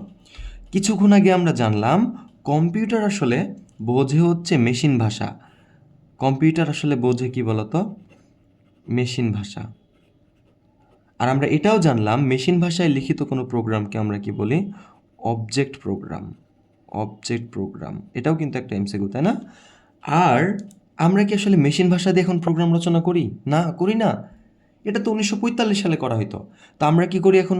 উন্নত মানের ভাষা দিয়ে প্রোগ্রাম রচনা করি। তাহলে আমরা এখন কি করি বলতো? উন্নত মানের তাহলে উন্নত মানের ভাষা, এটা দিয়ে আমরা প্রোগ্রাম রচনা করি। এখন কম্পিউটার কি এই উন্নত মানের ভাষাগুলো সরাসরি বুঝতে পারে? না, পারে না। কম্পিউটার শুধুমাত্র বুঝে মেশিন ভাষা। আর আমরা এটা জানি উন্নত মানের যে ভাষাগুলা, সেই প্রোগ্রামগুলোকে আমরা নাম দিয়েছি হচ্ছে সোর্স প্রোগ্রাম। এটা একটা এমসিকিউ। তাহলে উন্নত মানের বা উচ্চ স্তরের ভাষাগুলো দিয়ে লিখিত প্রোগ্রামকে সোর্স প্রোগ্রাম বলে, আর ওই যে মেশিন ভাষা মানে নিম্ন স্তরের ভাষা দিয়ে লিখিত প্রোগ্রামকে অবজেক্ট প্রোগ্রাম বলে। এখন ঘটনা হচ্ছে উন্নত মানের ভাষাগুলা, অর্থাৎ আমরা এই মেশিন ভাষায় রূপান্তর করতে হয়, কারণ কম্পিউটার তো মেশিন ভাষা ছাড়া কিছু বোঝে না। তাহলে মাঝখানে আমাদের কি প্রয়োজন হয় বলো তো? মাঝখানে আমাদের অনুবাদক প্রয়োজন হয়, অনুবাদক। এই অনুবাদক কি করে? এই উন্নত মানের ভাষাগুলোকে মেশিন ভাষায় রূপান্তর করে দেয়, কারণ কম্পিউটার মেশিন ভাষা ছাড়া কোনো কিছু রিড করতে পারে না। তো উন্নত মানের ভাষাগুলোকে যখন আমি মেশিন ভাষায় রূপান্তর করে দেবো, কম্পিউটার সেগুলোকে পড়তে পারবে, রিড করতে পারবে। আর উন্নত মানের ভাষাগুলোকে আমরা বলি সোর্স প্রোগ্রাম, আর মেশিন ভাষা অর্থাৎ নিম্ন স্তরের ভাষাকে আমরা বলি অবজেক্ট প্রোগ্রাম। তাহলে অনুবাদক কি? আমরা বলতে পারি এইরকম যে উন্নত মানের ভাষাগুলোকে মেশিন ভাষায় রূপান্তর করার জন্য যে প্রোগ্রাম ব্যবহার করা হয় তাকে অনুবাদক বলা হয়। তাহলে অনুবাদক একটা প্রোগ্রাম, হ্যাঁ। তাহলে অনুবাদক কি? আমরা বলতে পারি এই কথা যে অনুবাদক হচ্ছে যে, আবার আমরা এই কথা বলতে পারি উন্নত মানের ভাষাগুলোকে আমরা কি বলি? Source programme. আর মেশিন ভাষার প্রোগ্রামকে আমরা কি বলি? Object programme. তাহলে আমরা এটাও বলতে পারি সোর্স প্রোগ্রামকে অবজেক্ট প্রোগ্রামে রূপান্তর করার যে প্রক্রিয়া, তাই না? তো এই অনুবাদকগুলো হচ্ছে এক একটা প্রোগ্রাম। তাই আমরা সংজ্ঞা এইভাবে লিখব, যে সকল প্রোগ্রাম দিয়ে উন্নত মানের ভাষা বলতে মানুষের ভাষা না, প্রোগ্রামিং ভাষা, হ্যাঁ। তো উন্নত মানের ভাষা যেগুলোকে আমরা ব্র্যাকেটে লিখে দিলাম সোর্স প্রোগ্রাম। তাহলে উন্নত মানের ভাষাকে আমরা কিসে করতে চাই? মেশিন ভাষায়। এবং মেশিন ভাষায় লিখিত প্রোগ্রামকে আমরা কি বলি? Object programme. তাহলে মেশিন ভাষায় রূপান্তর করি, তাদেরকে আমরা অনুবাদক বলি। এটা কিন্তু ক নম্বরে আসা একটা বহুল আসা প্রশ্ন, যে অনুবাদক কি। তোমরা এত কথা বলতে না পারলে এটা বলতে পারবা না, যা দিয়ে সোর্স প্রোগ্রামকে অবজেক্ট প্রোগ্রামে রূপান্তর করা হয় তাই অনুবাদক, বা যেগুলো ব্যবহার করে উন্নত মানের ভাষাকে মেশিন ভাষায় রূপান্তর করা হয় সেটাই অনুবাদক। অথবা আমার মতন করে অনুবাদকগুলো যেহেতু এক একটা প্রোগ্রাম, যে সকল প্রোগ্রাম দিয়ে উন্নত মানের ভাষাকে মেশিন ভাষায় রূপান্তর করা হয় তাদেরকে অনুবাদক বলা হয়। তো এই অনুবাদক হচ্ছে 3 প্রকার। অনুবাদক কয় প্রকার? তোমরা বই থেকে পড়ো বিস্তারিত। বই থেকে না পড়লে হয়, আমি যতটুকু আলোচনা করে দিচ্ছি ক্লাসটা শেষ করে পরীক্ষায় বসলেও অনেক কিছু লিখতে পারবা। তো অনুবাদক 3 প্রকার। একটা হচ্ছে তোমরা অলরেডি জানো, অ্যাসেম্বলার। আচ্ছা, অ্যাসেম্বলার একটা অনুবাদক না, বলো তো? আচ্ছা, অ্যাসেম্বলার অনুবাদক কোথায় ব্যবহার করেছিল একটু মনে করো তো। তারপর হচ্ছে আমরা জানি কম্পাইলার। Assembler, compiler. আর একটা হচ্ছে ইন্টারপ্রেটার। তাহলে অনুবাদক কয় প্রকার? অনুবাদক 3 প্রকার, অ্যাসেম্বলার, কম্পাইলার এবং হচ্ছে ইন্টারপ্রেটার। অ্যাসেম্বলার সম্পর্কে অলরেডি তোমরা জেনেছ। অ্যাসেম্বলার কি করে? অ্যাসেম্বলি ভাষাকে, অ্যাসেম্বলি ছিল দ্বিতীয় প্রজন্মের ভাষা, সে অ্যাসেম্বলি ভাষায় বিভিন্ন নেমোনিক ব্যবহার করা হতো। সে অ্যাসেম্বলি ভাষাকে মেশিন ভাষায় রূপান্তর করার জন্য আমরা অ্যাসেম্বলার ইউজ করতাম। এবার আমরা জানবো কম্পাইলার এবং ইন্টারপ্রেটার সম্পর্কে। তোমাদের বইয়েও একটু পড়ে নিও, দেখে নিও প্লিজ, পৃষ্ঠাগুলো উল্টে নিও, আমি আলোচনা করে দিচ্ছি। তো অ্যাসেম্বলার সম্পর্কে আমি কি বলবো? আচ্ছা, একটু বলে দিই, অ্যাসেম্বলার। তো আমরা শিখেছিলাম যে দ্বিতীয় প্রজন্মে একটা ভাষা ছিল, সে ভাষার নাম হচ্ছে অ্যাসেম্বলি ভাষা। সে অ্যাসেম্বলি ভাষা কম্পিউটার তো সরাসরি বোঝে না, কম্পিউটার শুধুমাত্র বোঝে মেশিন ভাষা। তো ওই অ্যাসেম্বলি ভাষাকে মেশিন ভাষায় রূপান্তর করার জন্য যে অনুবাদক প্রয়োজন হতো, সে অনুবাদকের নাম হচ্ছে অ্যাসেম্বলার। তাহলে আমার সংজ্ঞা একটু আমার সাথে বলে দাও, বলো আমার সাথে। অ্যাসেম্বলি ভাষাকে মেশিন ভাষায় রূপান্তর করার জন্য যে অনুবাদক, সে অনুবাদকের নাম কি বলো তো? অ্যাসেম্বলার। তো অ্যাসেম্বলার সম্পর্কে একটু পড়ে নিও। এবার আমরা জানবো হচ্ছে কম্পাইলার। এদের সবার কাজ কি জানো? এদের এই অনুবাদকগুলোর কাজ সব উন্নত মানের ভাষাগুলোকে ওই মেশিন ভাষায় করা, কারণ মেশিন ভাষায় তার প্রোগ্রাম রচনা করা হয় না, অনেক টাফ টাস্ক, এটা অনেক কঠিন। আর কম্পিউটার অ্যাসেম্বলি ভাষা ছাড়াও কিছু বোঝে না। তাই আমরা বিভিন্ন অনুবাদক রয়েছে, অনেক অনুবাদক রয়েছে, হাজার হাজার অনুবাদক, তাদেরকে আমরা 3টা ভাগে ভাগ করি, বুঝতে পেরেছ? একটা অ্যাসেম্বলার, একটা কম্পাইলার, একটা হচ্ছে ইন্টারপ্রেটার। তো কম্পাইলার অনুবাদকটা কেমন একটু আমি তোমাকে বোঝাই। ধরো যে একটা প্রোগ্রাম, এটা একটা প্রোগ্রাম। এই প্রোগ্রামটা ধরে নাও, এই প্রোগ্রাম 10 লাইন আছে। প্রোগ্রাম কি তোমরা কিন্তু ওই যে বুঝতে পারবে ক্লাস শেষের দিকে, প্রোগ্রাম নিজেরাই রচনা করবে তখন বুঝতে পারবে। ধরে নাও এই প্রোগ্রামে 10টা লাইন আছে, ধরে নাও 5টা লাইন আছে। তো কম্পাইলার কি করতো জানো? কম্পাইলার নাম কম কিন্তু এর কাম বেশি। কীরকম? কম্পাইলার কি করতো, এই পুরো প্রোগ্রামটাকে, এই 10টা লাইন আছে, এই 10টা লাইনকেই একসাথে রিড করতো। তো একসাথে রিড করে এটাকে একবারে অনুবাদ করে দিত। বুঝো কিন্তু ঘটনাটা। তাহলে কম্পাইলার অনুবাদকগুলোর কাজ কি? কম্পাইলার অনুবাদকগুলো কি করে? পুরো প্রোগ্রাম একবারে রিড দিয়ে বা পড়ে, একবারে পড়ে তা অনুবাদ করে দেয়। তাদেরকে মূলত কম্পাইলার বলে। তাহলে কম্পাইলারকে যদি ক নাম্বার আসে তাহলে বলতে পারবা না? যে সকল অনুবাদক কি করে? পুরো প্রোগ্রাম একবারে পড়ে, এই যে এখানে পুরো প্রোগ্রামটা একবারে পড়ে একবার অনুবাদ করে দেয়, তাদেরকে কি বলে? কম্পাইলার বলে। আরেকটা হচ্ছে ইন্টারপ্রেটার। জেল পেনে লেখা খুব ঝামেলা, জানো? লেখা কোন দিক চলে যাচ্ছে তোমরা একটু বুঝতে পারলে হলো। আরেকটা হচ্ছে ইন্টারপ্রেটার। এই কি করতো জানো? এই প্রোগ্রামটার আসলে পুরোটা পড়তো না, এই প্রোগ্রামটার এক লাইন করে পড়তো এবং তাকে অনুবাদ করে দিত। এ লাইন পড়লো সেটা অনুবাদ করে দিচ্ছে, এ লাইন পড়লো সেটা অনুবাদ করে দিচ্ছে, অর্থাৎ পুরো প্রোগ্রাম একসাথে পড়তো না। তাহলে ইন্টারপ্রেটারের কাজটা কি? যে সকল অনুবাদক বা যে অনুবাদক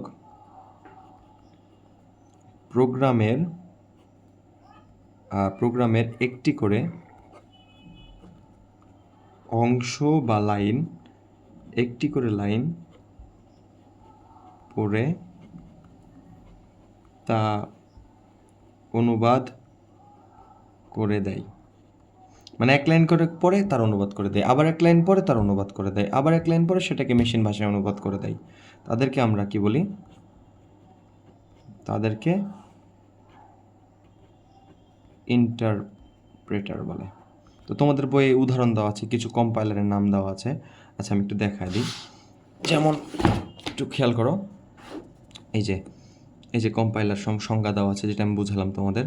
তারপরে যে টার্বো সি বা C++, তারপর হচ্ছে কোড ব্লকস। আমি কিন্তু তোমাদের যখন প্রোগ্রাম করাবো তখন কোড ব্লকস পড়াবো, মানে কোড ব্লকস দিয়ে আমি প্রোগ্রাম আসলে আমি কম্পিউটারে দেখাই বাচ্চাদের যখন আমি পড়াই। তো এরকম ডেভসি, বরল্যান্ড C++, এরকম অনেক কম্পাইলার রয়েছে। এই এগুলো হচ্ছে কম্পাইলার। এরা কি করে? পুরো প্রোগ্রামকে একসাথে পড়ে একসাথে অনুবাদ করে দেয়। বুঝতে পেরেছ?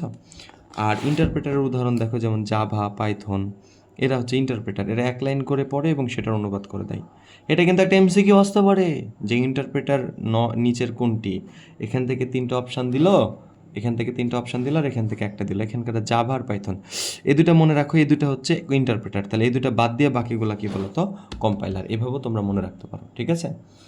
এখন আর একটা বড় বিষয় তোমাদেরকে আমি বলি, সেটা হচ্ছে যে এই কম্পাইলার কি করে? পুরো প্রোগ্রামকে একসাথে রিড দেয়। কম্পাইলার কি করে বলো? কম্পাইলার পুরো প্রোগ্রামকে একসাথে রিড দেয় কিনা? তাহলে যে বেটা পুরো প্রোগ্রামকে একসাথে রিড দিবে এবং একসাথে অনুবাদ করে দিবে, এর সময় বেশি লাগবে না কম লাগবে? এর সময় কম লাগবে।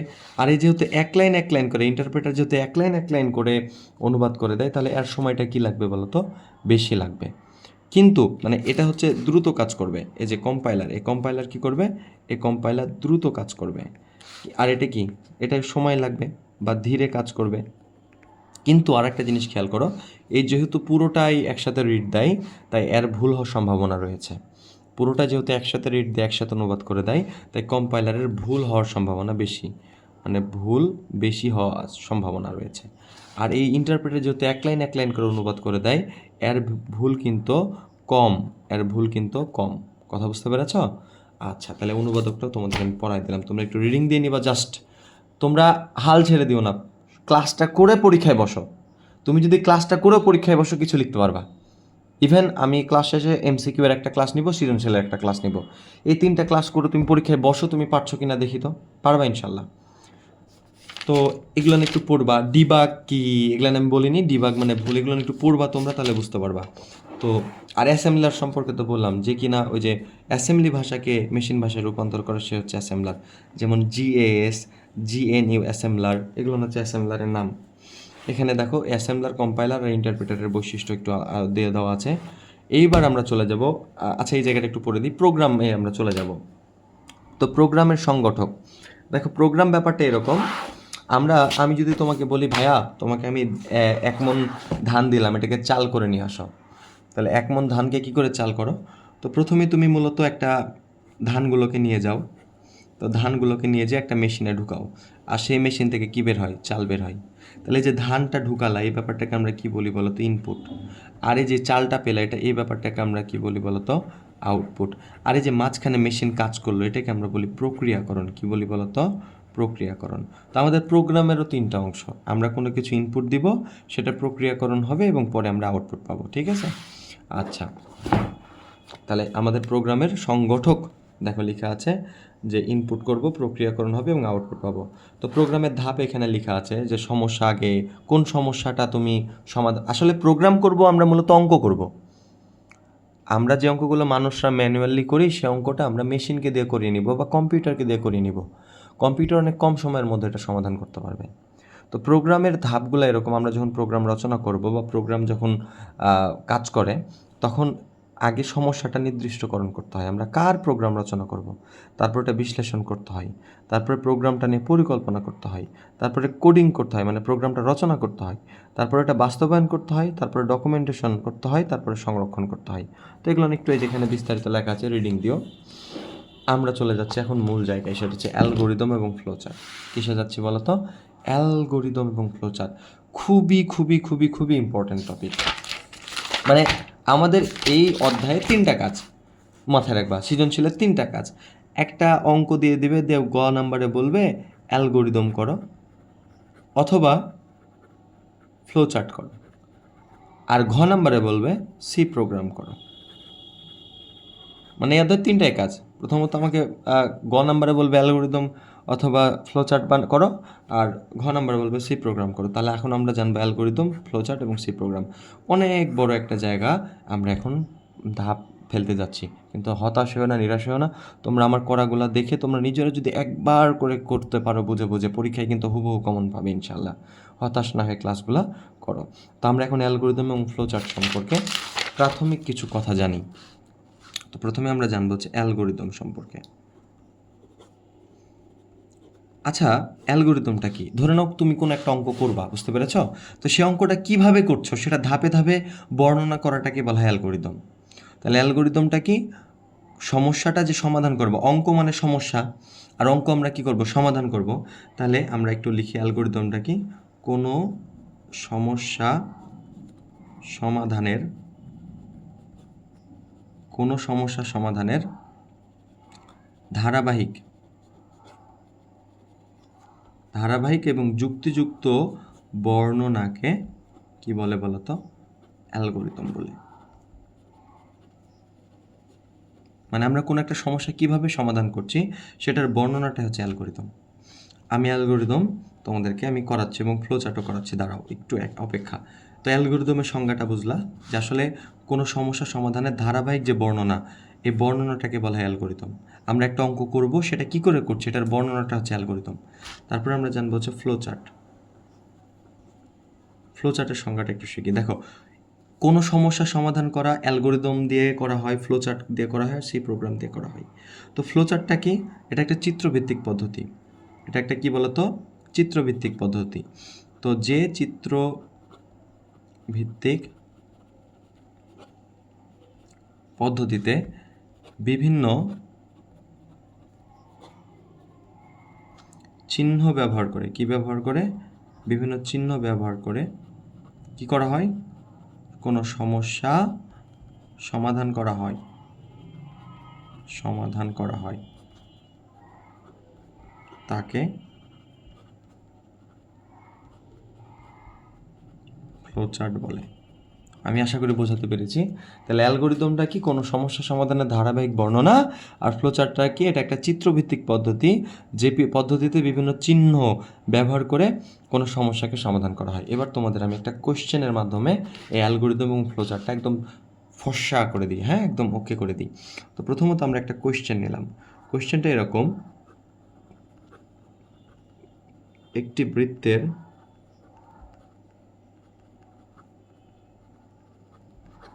ক্ষেত্রফল নির্ণয়ের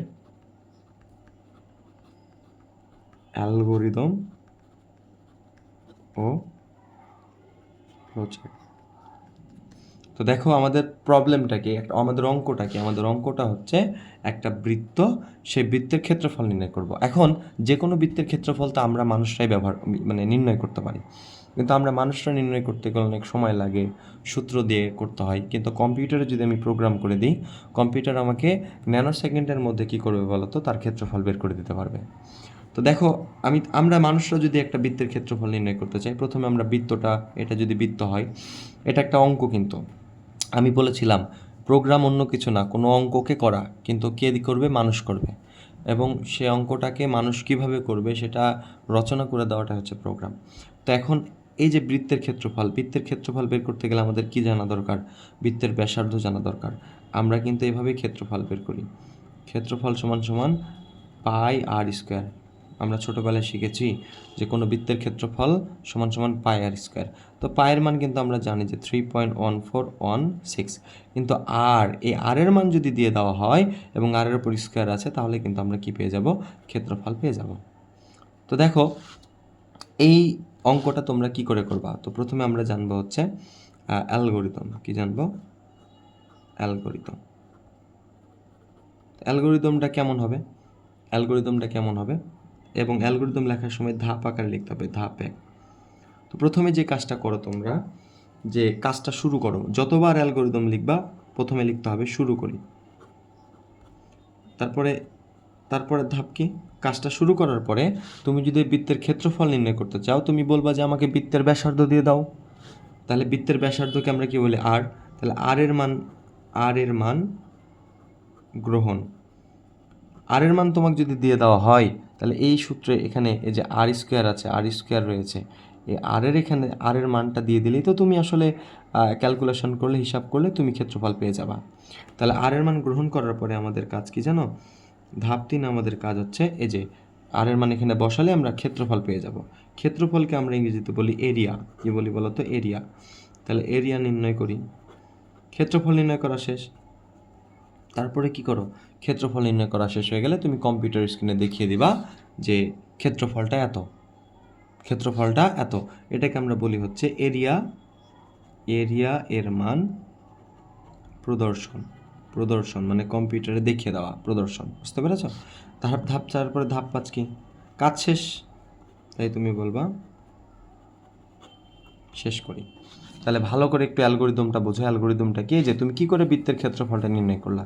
প্রথমে কাজটা শুরু করার পরে তুমি বৃত্তের ক্ষেত্রফল নির্ণয় করতে চাইলে তোমাকে সেই বৃত্তের ব্যাসার্ধ অর্থাৎ আর জানতে হবে। আর মানে ব্যাসার্ধ, তাই না? তাহলে আর এর মান গ্রহণ করি। আর এর মান গ্রহণ করা হয়ে গেলে তুমি কি করবা? ক্ষেত্রফলের যে সূত্র আছে সেই সূত্র দিয়ে তুমি ক্ষেত্রফল নির্ণয় করবা। কিভাবে কি করছো মানে স্টেপ বাই স্টেপ বর্ণনাটাই হচ্ছে অ্যালগরিদম। এবার যখন ক্ষেত্রফল নির্ণয় করে ফেললা, তখন ক্ষেত্রফলের মান কি করবা? স্ক্রিনে আউটপুটটা মানে প্রদর্শন করবা যে উত্তর এটা। তাহলে এরিয়া এর মান প্রদর্শন, আর কাজ শেষ হয়ে গেলে লাস্টে কি বলা তো শেষ করি। তো এটাই হচ্ছে অ্যালগরিদম। আমরা ফ্লোচার্টটাও করব। তো ফ্লোচার্টটা দেখো কেমন। ফ্লোচার্ট করার আগে তোমাদেরকে আমি কিছু কথা বলি, হ্যাঁ? তো ফ্লোচার্টের সংজ্ঞায় কি শিখেছিলা?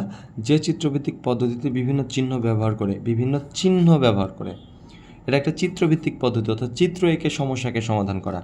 আর এই চিত্র আঁকতে আমাদের বিভিন্ন চিহ্ন ব্যবহার করতে হয়। সেই চিহ্নগুলো সম্পর্কে আমরা একটু ধারণা নিয়ে আসি। তো আমাদের এই ফ্লোচার্টে যে চিহ্নগুলো প্রয়োজন হয়, তার মধ্যে একটা চিহ্ন হচ্ছে এই রকম চিহ্ন। দেখো পুরোটা গোল না, একটু কেমন ডিম্বাকৃতির। তো এই চিহ্নটা আমরা ব্যবহার করব কাজ শুরু করা বোঝাতে এবং কাজ শেষ হওয়া বোঝাতে। তারপরে এই চিহ্নটা, এটা একটা কি বলতো? সামান্তরিক চিহ্ন। এই চিহ্নটা আমরা ব্যবহার করি কেন জানো? এই চিহ্নটা আমরা ব্যবহার করি ইনপুট ইনপুট অথবা আউটপুটের জন্য। একটু খেয়াল করে দেখো, কিছুক্ষণ আমরা যে বৃত্তের ক্ষেত্রফল নির্ণয় করলাম সেখানে আর এর মানটা আমরা নিয়েছিলাম, গ্রহণ করেছিলাম, তাহলে এটা ইনপুট। আর আমরা যখন আর এর মানটা ক্ষেত্রফলের সূত্রে বসায়া ক্ষেত্রফলটা নির্ণয় করে ফেললাম, ওই ক্ষেত্রফলটা আর মানটা হচ্ছে আমাদের কি বলতো আউটপুট। তো ইনপুট এবং আউটপুটের জন্য এই চিহ্নটা ব্যবহার করা হবে। আর এই যে আয়ত চিহ্ন, চার কোণা আয়ত চিহ্ন, এটার নাম হচ্ছে প্রক্রিয়াকরণ। কি বলতো? প্রক্রিয়াকরণ। আরও কিছু চিহ্ন তোমাদের ব্যবহার হবে, যেমন এই চিহ্নটা ঘুড়ির মতো দেখতে, এই চিহ্নটার নাম হচ্ছে সিদ্ধান্ত চিহ্ন। এই চিহ্নটার নাম কি? সিদ্ধান্ত চিহ্ন। তারপরে তোমরা এরকম চিহ্ন ব্যবহার করবা, যে ছোট্ট গোল, তো এটার নাম হচ্ছে সংযোজক। এটা কি কাজে ব্যবহার হবে? একাধিক লাইন, একাধিক তারকে তুমি যুক্ত করতে এটা ব্যবহার করা হবে, বুঝতে পেরেছ? তারপরে এই যে অ্যারো চিহ্ন, এই যে অ্যারো চিহ্ন, এই যে অ্যারো, এই অ্যারো চিহ্ন কি বলছে? এদিকে যাচ্ছে ফ্লোটা। এই অ্যারো চিহ্নটা কি বলছে? ফ্লোটা নিচের দিকে যাচ্ছে। তো এদের নাম হচ্ছে দিক প্রবাহ, দিক প্রবাহ চিহ্ন। তাহলে এই দিক প্রবাহ চিহ্ন ব্যবহার করা হবে। মূলত এই কয়েকটা চিহ্নই ব্যবহার করা হয়, বইয়ে আরও কয়েকটা চিহ্ন দেওয়া আছে, তোমরা একটু দেখে নিও। তবে আমাদের পুরো ফ্লোচার্টে আমাদের এই কয়েকটা চিহ্নই ব্যবহার করা হবে। এবং এদের একটা কমন স্ট্রাকচার রয়েছে, মানে অনেকগুলো অঙ্ক কিন্তু এই স্ট্রাকচার দিয়ে হয়। এই যে এটা হচ্ছে শুরু, আর এটা হচ্ছে কি বলতো শেষ। তাহলে শুরুকে আমরা বলি স্টার্ট, আর শেষকে আমরা বলি ইন্ড। ইন্ড মানে শেষ, তাই না? বা ফিনিশ। তারপরে যে এই চিহ্নটা, এই চিহ্নটার নাম হচ্ছে ইনপুট, আর এই চিহ্নটার নাম হচ্ছে আউটপুট। আর মাঝখানে এই যে আয়ত, এটার নাম হচ্ছে প্রক্রিয়াকরণ। বাংলায় লিখি, এই চিহ্নটার নাম কি বলতো? প্রক্রিয়াকরণ। তো স্টার্ট দিয়ে নিচে যাচ্ছে, যে এই নিচে চিহ্নটা দিচ্ছে, এটা হচ্ছে অ্যারো। তো এইটাই আসলে অনেকগুলো অঙ্কের ক্ষেত্রে সমাধান হয়। যেমন এখানে আসো, তো আমরা একটা বৃত্তের ক্ষেত্রফল নির্ণয় করব, সেটার ফ্লোচার্ট করব, মানে চিত্রভিত্তিক পদ্ধতিতে সমাধান করব। তো আমরা যখন ফ্লোচার্ট করব, প্রথমে আমাদের কাজটা শুরু করতে হবে। তো কাজ শুরু করার জন্য আমরা কিছুক্ষণ আগে জানলাম শুরু করার জন্য কোন চিহ্ন? এই চিহ্ন না? তাহলে আমরা প্রথমে এই চিহ্নটা ব্যবহার করব, এই চিহ্নটা, এবং এই চিহ্নর নাম কি বলতো? স্টার্ট। এবার নিচের দিক যাচ্ছি, তাই নিচে একটা অ্যারো দিলাম। শুরু করার পরে বলতো বৃত্তের ক্ষেত্রফল নির্ণয় করতে গেলে তোমার কি জানা দরকার? এই যে আর এর মান জানা দরকার। আর একটা চলক আমরা ধরে নিচ্ছি, ভ্যারিয়েবল চলক, যেখানে আমরা মান দিব। একজন ব্যক্তি যদি একটা বৃত্তের ক্ষেত্রফল নির্ণয় করতে চায়, সেই বৃত্তে আর এর মান 5 হয়, মানে ব্যাসার্ধ 5 হয়, তাহলে আর এর মান 5।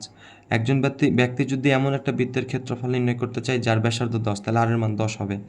তো আমাদেরকে কি করতে হবে? সেই আর এর মানটাকে গ্রহণ করতে হবে। আর এর মান গ্রহণ, এটাকে আমরা বলছি ইনপুট আর। আর আমরা জানি কোনো কিছু ইনপুট নেওয়া বা আউটপুটের জন্য কোন চিহ্ন? এই চিহ্ন। তাহলে আমাদেরকে একটা এখানে সামান্তরিক আঁকতে হবে। ভাই তুমি আর এর মান জানো, এখন কি করবা? ক্ষেত্রফলের সূত্র ফেলায় দিবা না? তো ক্ষেত্রফলের সূত্রটা কি? এরিয়া সমান সমান পাই আর স্কোয়ার। তাহলে পাই আর স্কোয়ার। তাহলে এই সূত্র দিয়ে তুমি কি করবা? ক্ষেত্রফল নির্ণয় করবা। আর ক্ষেত্রফল নির্ণয়ের জন্য কোন চিহ্ন? এই যে এটা একটা প্রক্রিয়াকরণ, এই সূত্রগুলো হচ্ছে প্রক্রিয়াকরণ, ক্ষেত্রফল নির্ণয় করা একটা প্রক্রিয়াকরণ, তাই আমরা এই চিহ্নটা ব্যবহার করলাম। তারপর আমরা কি করব? তারপরে আমাদের এখানে পায়ের মান তো আমরা জানি 3.1416, এটা ধ্রুবক। আর আর এর মানটা আমরা গ্রহণ করব। তাহলে পায়ের মান এবং আর এর মান যদি আমরা এখানে দিয়ে দিই, তাহলে আমাদের ক্ষেত্রফল বের হয়ে যাবে। আর ক্ষেত্রফল বের হয়ে গেলে আমরা সেই ক্ষেত্রফলটাকে কি করব? স্ক্রিনে আউটপুট দেখায় দেবো। তো স্ক্রিনে কোনো কিছু দেখাকে বা উত্তর দেখানোটাকে আমরা বলবো প্রিন্ট। তাহলে প্রিন্ট এরিয়া মানে ক্ষেত্রফলের মানটাকে প্রিন্ট দেওয়া। আর প্রিন্ট দেওয়া একটা আউটপুট। আর ইনপুট আর আউটপুটের জন্য কোন চিহ্ন? এই চিহ্ন। তারপরে দেখো আমাদের কাজ শেষ, তাহলে আমরা কি বলতো? শেষ করে দিব। আর বলতো শেষের জন্য কোন চিহ্ন? এই যে বৃত্ত চিহ্ন, তাহলে আমরা কি বলতো? ইন্ড। খুবই সোজা একটা জিনিস। আমরা প্রথমে কাজটা শুরু করব। বৃত্তের ক্ষেত্রফল নির্ণয় করতে চাই, সেই বৃত্তের ব্যাসার্ধের মান আর এর মান জানা দরকার। আর এর মান গ্রহণ করব, সূত্রে আর এর মান বসায় দিলে আমরা ক্ষেত্রফল পেয়ে যাব, এবং সেই ক্ষেত্রফলকে আমরা স্ক্রিনে আউটপুট দেখাবো, কাজ শেষ করব। তো এটাই ছিল হচ্ছে আমাদের কী বলতো? ফ্লোচার্ট। তো আশা করি অ্যালগোরিদম এবং ফ্লোচার্ট জানতে পেরেছ। এখন আমরা এরকম 20-25টা অ্যালগোরিদম এবং ফ্লোচার্ট করব। তোমরা শুধুমাত্র দেখে যাও, ইনশাল্লাহ তোমরা ভালো করবে, পারবে তোমরা। তো চলো এবার আমি তোমাদের চোখের পলকে সবগুলো অ্যালগোরিদম এবং ফ্লোচার্ট করায় দিব। ওকে, রেডি সবাই? তোমরা শুধু দেখতে থাকো একে একে। তো প্রথমে আমরা একটা কোয়েশ্চেন নিলাম। কোয়েশ্চেনটা এরকম যে ধরে নাও 5টি বা ধরে নাও 5টি সংখ্যার যোগফল। এই যোগ করতে পারো তোমরা, 5টা সংখ্যা দিলে যোগ করতে পারবা। তো এই 5টা সংখ্যার যোগফল নির্ণয়ের আমরা অ্যালগরিদম ও ফ্লোচার্ট করব। খালি দেখতে থাকো ক্লাসটা। তো 5টা সংখ্যা ধরে নাও তোমাকে আমি 5টা সংখ্যা দিলাম, 10, 12, 14, 15, 18। যোগ করতে পারবা না? ক্যালকুলেটার ঘাটাঘাট টিপে দিবা, যোগ হয়ে যাবে। কিন্তু আসলে এটা করে আমাদের লাভ কি? তাহলে তো আমাদের একটা যোগ করাই গেল। আমরা এমন কিছু করতে চাই, মানে এটা করার প্রক্রিয়াটা কি? এখানে 5টা সংখ্যা যে কোনো সংখ্যা হইতে পারে। তো আমরা 5টা সংখ্যা না নিয়ে আমরা 5টা চলক ধরবো। ধরে নাও একটা এক্স, একটা ওয়াই, একটা জেড বা একটা এ বি সি ডি ই। আমরা এই 5টা সংখ্যা ধরে নিব। তো আমরা একসাথে অ্যালগরিদম শিখবো এবং ফ্লো চার্ট শিখবো। তো তোমাদেরকে আমি একটা জিনিস প্রেফার করি, সেটা হচ্ছে আগে ফ্লো চার্টটা করবা। মনে প্রশ্ন থাকছে, ভাই পরীক্ষায় যদি অ্যালগরিদম দেয়, ভাই তুমি রাফ খাতায় ফ্লো চার্টটা করে ফেলো। ফ্লো চার্টটা লিখতে পারলে তুমি অ্যালগরিদমটা খুব সহজে করতে পারবে, বুঝতে পারলে? তাহলে ফ্লো চার্ট আর এই পাশে হচ্ছে অ্যালগরিদম। তো ফ্লো চার্ট কী করে করবা? দেখো, যে কোনো কাজ শুরু করতে হয়, আর শুরু করার জন্য চিহ্ন, তাহলে আমাদের কি বলো তো, স্টার্ট। তারপরে কি করবা? যে 5টা সংখ্যা যোগ করতে চাও সেই 5টা সংখ্যাকে ইনপুট নিতে হবে না? তাহলে আমরা লিখলাম ইনপুট, একটা সংখ্যা এ, একটা বি, একটা সি, একটা ডি, একটা হচ্ছে ই। 5টা সংখ্যা ইনপুট নেওয়া হয়ে গেল। আর ইনপুটের জন্য কোন চিহ্ন? এই কিছুক্ষণ আগে শেখালাম, এই যে ইনপুট আর আউটপুটের জন্য এরকম সামান্তরিক চিহ্ন। তারপরে কি করবা? এই 5টা সংখ্যা যোগ করবা। যোগ করাটাকে আমরা বলি ইংরেজিতে সামেশান, সংক্ষেপে আমি প্রকাশ করছি সাম দিয়ে। তাহলে চলক নিলাম হচ্ছে সাম। তাহলে সাম সমান সমান যোগ করার প্রক্রিয়া কি? ওই যে এ যোগ বি যোগ সি যোগ ডি যোগ ই, যোগ হয়ে গেল। যোগ করার এটা একটা প্রক্রিয়াকরণের অংশ এবং সেটার জন্য আয়ত চিহ্ন। এরপরে যোগ করার শেষে কি করবা? সেই যোগফলটা তুমি আউটপুট দিবা। তাহলে মানে যোগফলটা স্ক্রিনে দেখাবা না, তো যোগফলকে আমরা সাম বলছি। তাহলে প্রিন্ট সাম, এই যে হয়ে গেল। তারপরে কাজ কি বলতো শেষ, তাই কি বলতো ইন্ট। এটার অ্যালগরিদম কি লিখবা? কি লিখবা? ধাপ আকারে লিখবা। ধাপ এক, ধাপ একে কি বলতো, শুরু করি। এটা ধাপ 1 ছিল। ধাপ 2 কি করেছো? ওই যে 5টা সংখ্যা যোগ করতে চাও সেই 5টা সংখ্যা গ্রহণ করেছো। তাহলে ধাপ 2 এ বি সি ডি ই এর মান গ্রহণ করি। ধাপ 3-এর পরে ধাপ 2-এর পরে ধাপ 3 কি করছো? ওই এ বি সি ওই সংখ্যাগুলোকে সূত্র দিয়ে যোগ করেছো। তাহলে সাম নির্ণয় করি। সাম কি করি? সাম মানে তো যোগফল। সাম নির্ণয় করি। যোগফলের পরে ধাপ 4-এ কি করছো? ধাপ 4 কি করছো? ওই যোগফলটাকে স্ক্রিনে আউটপুট আকারে প্রিন্ট দিয়ে দিয়েছো যে এই বেটা তুই যে 5টা সংখ্যা দিলি এদের যোগফল হচ্ছে দেড়লি। তাহলে যোগফলটাকে আমরা প্রিন্ট দিব। তাহলে আমরা বলি সামের মান প্রিন্ট দিই, বা প্রিন্ট সাম সংক্ষেপে লিখলাম। হ্যাঁ, তোমরা এইভাবে লিখলে হবে যে সামের মান প্রিন্ট দিই, যোগফল এর মান প্রদর্শন করি, যা ইচ্ছা লিখতে পারো, সমস্যা নাই। তবে মানে আজের কিছু লিখো না। হ্যাঁ, তারপরে কি করবা? যোগফল প্রদর্শন করা হয়ে গেল, তারপরে কাজ শেষ। তাহলে শেষ, এই যে একটা অ্যালগরিদম ফ্লোচার্ট শেষ। এইবার আমরা যে কোয়েশ্চেনটা নিব, ধরে নাও তোমাকে আমি 3টা সংখ্যা দিলাম। 3টা কি দিলাম বলো তো? সংখ্যা। এবারের কোয়েশ্চেনটা, আচ্ছা আমরা নাম্বার দিই। এই আমাদের এটা ছিল 1 নাম্বার, ধরো এটা 2 নাম্বার। এবার আমরা করব হচ্ছে 3 নাম্বার। তো একটা কোয়েশ্চেন দিলাম তোমাকে আমি, যে 3টা সংখ্যা দিলাম। 3টা সংখ্যা দিলাম, কয়টা? 3টা। এই যে 3টা সংখ্যা দিলাম, এই 3টা সংখ্যার গড় নির্ণয়। আচ্ছা, গড় নির্ণয় তো একটা অঙ্ক, তাই না? আর আমি যে অঙ্ক করাচ্ছি সব বইয়ের অঙ্ক, ওকে? তাহলে গড় নির্ণয় এর কি করব আমরা? আলুর দম মানে অ্যালগরিদম, আর কি করব বলো তো? Flow chart. তো আমরা এক পাশে কি করি বলো তো? ফ্লো চার্ট করি। আর এক পাশে আমরা কি করি বলো তো? অ্যালগরিদম করি। তো ফ্লো চার্ট করার ক্ষেত্রে তোমরা সবাই জানো প্রথমে কাজটা কি করতে হয়? শুরু করতে হয়। তাহলে স্টার্ট। ভালো করে এবার প্রশ্নটা বোঝো। 3টা সংখ্যার গড়, ছোটোবেলায় গড় শেখো নাই? ধরে নাও একটা সংখ্যা 10, একটা 20 আর একটা হচ্ছে 30। আমি যদি বলি এদের গড় কত, কি করবা? 10, 20 আর 30কে যোগ করে 3 দিয়ে ভাগ করবা, এটাই তো গড়, তাই না? তো আমরা সংখ্যাগুলো সরাসরি নিয়ে নিব না, আমরা সংখ্যার পরিবর্তে চলক ধরবো। ধরো একটা সংখ্যা হচ্ছে এ, একটা বি আর একটা হচ্ছে সি, 3টা সংখ্যা। 4টা সংখ্যা হলে আরেকটা ধরে নিই, তার ডি। তো আমরা এই 3টা সংখ্যা নিব। এবং আমরা ওই তিনটা সংখ্যাকে ইনপুট আকারে আগে নিব। যাদের গড় নির্ণয় করবা তাদেরকে তো আগে ইনপুট আকারে নিতে হবে, আগে তো মেশিনে নিতে হবে। তুমি ইনপুট আকারে নিলা, ইনপুট আকারে নেওয়ার পর এবার কি করবা, ওই যে তিনটা সংখ্যাকে নিলা ওই তিনটা সংখ্যাকে গড় করবা। তো গড় করার সূত্র কি, গড়কে আমরা সংক্ষেপে অ্যাভারেজ বলি, তাহলে এভিজি। তাহলে অ্যাভারেজ সমান সমান কি, ওই যে তিনটা সংখ্যা ওই তিনটা সংখ্যাকে যোগ করতে হবে, যোগ করার পরে ভাগ দিতে হবে 3 দিয়ে।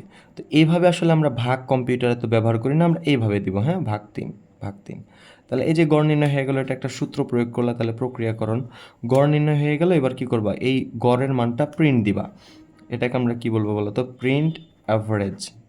প্রিন্ট অ্যাভারেজ, গড়কে আমরা এই এভিজি দিয়ে প্রকাশ করছি, আর আউটপুটটাকে আমরা যে সামান্তরিক চিহ্নের মধ্যে রাখবো। কাজ শেষ হয়ে গেলে কি বলো তো ভাইয়া, ইন্ড। এবং শুরু এবং শেষের চিহ্ন কি এরকম গোল না, শেষ। এটা আমি অ্যালগরিদম লিখবো না, তোমরা লিখবা, শুরু করি, এবিসি এর মান গ্রহণ করি বা সংখ্যা তিনটিকে গ্রহণ করি, এখানে কি করছো, গড় নির্ণয় করি, গড়ের মান প্রদর্শন করি, শেষ। তাহলে আমাদের 2-3টা অঙ্ক শেষ। হ্যাঁ, চলো এবার আমরা আরেকটা কোয়েশ্চেন নিব। এবার আমরা যে কোয়েশ্চেনটা নিব সেটা হচ্ছে বৃত্তের ক্ষেত্রফল হয়েছে, গড় হইল। এবার আমরা ত্রিভুজের ক্ষেত্রফল নির্ণয় করব। কি করব, ত্রিভুজের ক্ষেত্রফল। তো ত্রিভুজ তো অনেক রকমের হয়, তাই না? তো আমি তোমাদের একসাথে সবগুলো করাচ্ছি। দেখো, একটা ত্রিভুজ এরকম, দেখো এই ত্রিভুজটার এই যে এই নিচ বরাবর এটাকে আমরা বলি ভূমি। ধরুন আমি ভূমির মান দিলাম, ভূমিকে আমরা বি বলি। যে কোনো ত্রিভুজের ভূমি যে কোনো কিছু হতে পারে, আমরা বি দিয়ে প্রকাশ করছি। আর এটা হচ্ছে উচ্চতা, তো উচ্চতাকে আমরা এইচ বলি। তো এরকম ত্রিভুজ যদি হয় যার ভূমির মান এবং উচ্চতার মান দেওয়া আছে, তার ক্ষেত্রফলকে আমরা কি বলি বলতো, এরিয়া। এরিয়া সমান সমান হাফ ভূমি গুণিত উচ্চতা। তাহলে সূত্র কি, হাফ ভূমি গুণিত উচ্চতা। মনে রেখো কিন্তু, এখন কম্পিউটারে কিন্তু আমরা এইভাবে আসলে লিখতে পারি না, জানো? কম্পিউটারে আমরা এইভাবে লিখতে পারি না, যে এভাবে ভাগ দিতে পারি না, এভাবে বি লিখতে পারি না। তো আমাদের এখন উপায় কি, আমাদের উপায় হচ্ছে আমরা এইভাবে লিখব, এরিয়া সমান সমান হাফকে আমরা বলবো 0.5, 1কে 2 দিয়ে ভাগ করলে 0.5 হয়, গুণ আকারে আছে। আর একটা মজার কথা বলি, তোমাদের কম্পিউটারের কিবোর্ডে কিন্তু এরকম গুণ চিহ্ন নাই, তো স্টার আছে, স্টারটা গুণের কাজ করে। তাহলে স্টার বি গুণিত, আবার এই যে গুণিত এইচ, এইচ। তাহলে আমরা একটা ত্রিভুজ গেল, সূত্র কিন্তু এইটা, হ্যাঁ, একটা ত্রিভুজ যার ভূমি এবং উচ্চতার মান দেওয়া আছে। এবার আরেকটা ত্রিভুজ দেখো, খেয়াল করো, ধরো এরকম একটা ত্রিভুজ, আমি বলছি এই ত্রিভুজটার এ বাহু এ বাহু এ, তার মানে আমি কি বোঝানোর চেষ্টা করছি, এমন একটা ত্রিভুজ যার 3টা বাহু সমান। যদি এমন কোনো ত্রিভুজ পাও 3টা বাহু সমান হয়, সেই ত্রিভুজটাকে আমরা বলি সমবাহু ত্রিভুজ।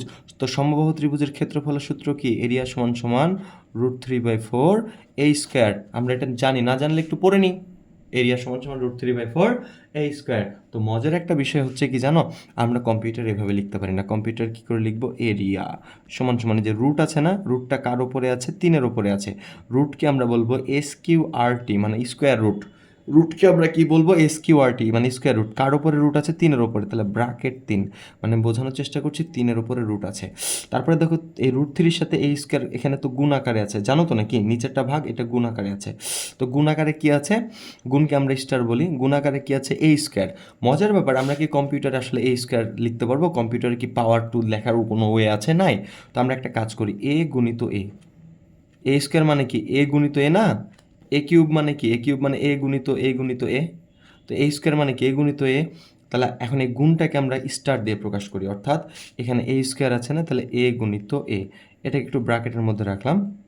এবার দেখো এই যে টোটাল জিনিসটা, এই জিনিসটার নিচে আছে 4, তাহলে আমরা এটাকে একটা ফার্স্ট ব্র্যাকেট দিয়ে আলাদা করে ফেললাম, সেকেন্ড ব্র্যাকেটের ব্যবহার হবে না, বুঝতে পেরেছো? সবসময় ফার্স্ট ব্র্যাকেটের ব্যবহার হবে। তাহলে পুরোটাকে একটা ফার্স্ট ব্র্যাকেট দিয়ে ঘুরে নিলাম, আর এটা ভাগকে আমরা এভাবে প্রকাশ করি 4। তাহলে এটাই হয়ে গেল আমাদের সমবাহু ত্রিভুজের ক্ষেত্রফল নির্ণয় সূত্র।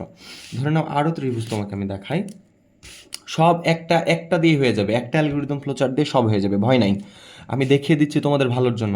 ধরো এরকম একটা ত্রিভুজ আছে, এই ত্রিভুজটা দেখো, এটাকে বলছি এ, এটাকে বলছি আর এটাকে বলছি বি। আমি কি বোঝানোর চেষ্টা করছি জানো, আমি বোঝানোর চেষ্টা করছি তোমাকে, এমন একটা ত্রিভুজ যার 2টা বাহু সমান, 2টাই এ আর একটা অসমান, একটা হচ্ছে বি। তাহলে এরকম ত্রিভুজকে আমরা কি বলি বলতো, সমদ্বিবাহু ত্রিভুজ। তো ভাইয়া সমদ্বিবাহু ত্রিভুজের ক্ষেত্রফল কি করে নির্ণয় করবা, একটা সূত্র রয়েছে, সূত্রটা কি, এরিয়া সমান সমান b/4 √4 a square minus b square.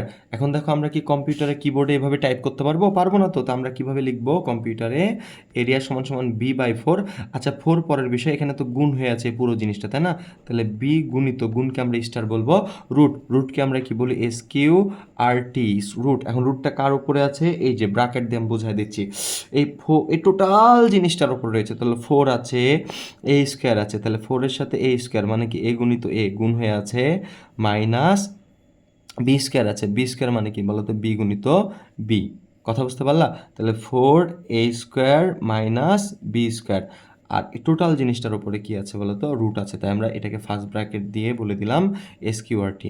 এখন দেখো এই পুরো যে ব্যাপারটা, এই পুরো ব্যাপারটা নিচে 4 ভাগ হয়েছে, তাহলে স্ল্যাশ 4। তাহলে এটা হয়ে গেল আমাদের সূত্র। বুঝতে পেরেছ? এটা হচ্ছে সমদ্বিবাহু ত্রিভুজের ক্ষেত্রে। আরেকটা ত্রিভুজ তোমরা জানো, ধরে নাও এরকম একটা ত্রিভুজ। দেখো আমি বলছি এই ত্রিভুজের এটা এ, এটা বি, আর এটা কি বলতো? সি। তিনটা বাহু আলাদা, তিনটা বাহুর মানে কি বলতো? আলাদা। এরকম ত্রিভুজ হলে এটাকে আমরা বলি বিষমবাহু ত্রিভুজ। কি বলি? বিষমবাহু ত্রিভুজ। আর বিষমবাহু ত্রিভুজের ক্ষেত্রফল নির্ণয়ের সূত্র কি তোমরা নিশ্চয়ই মনে আছে?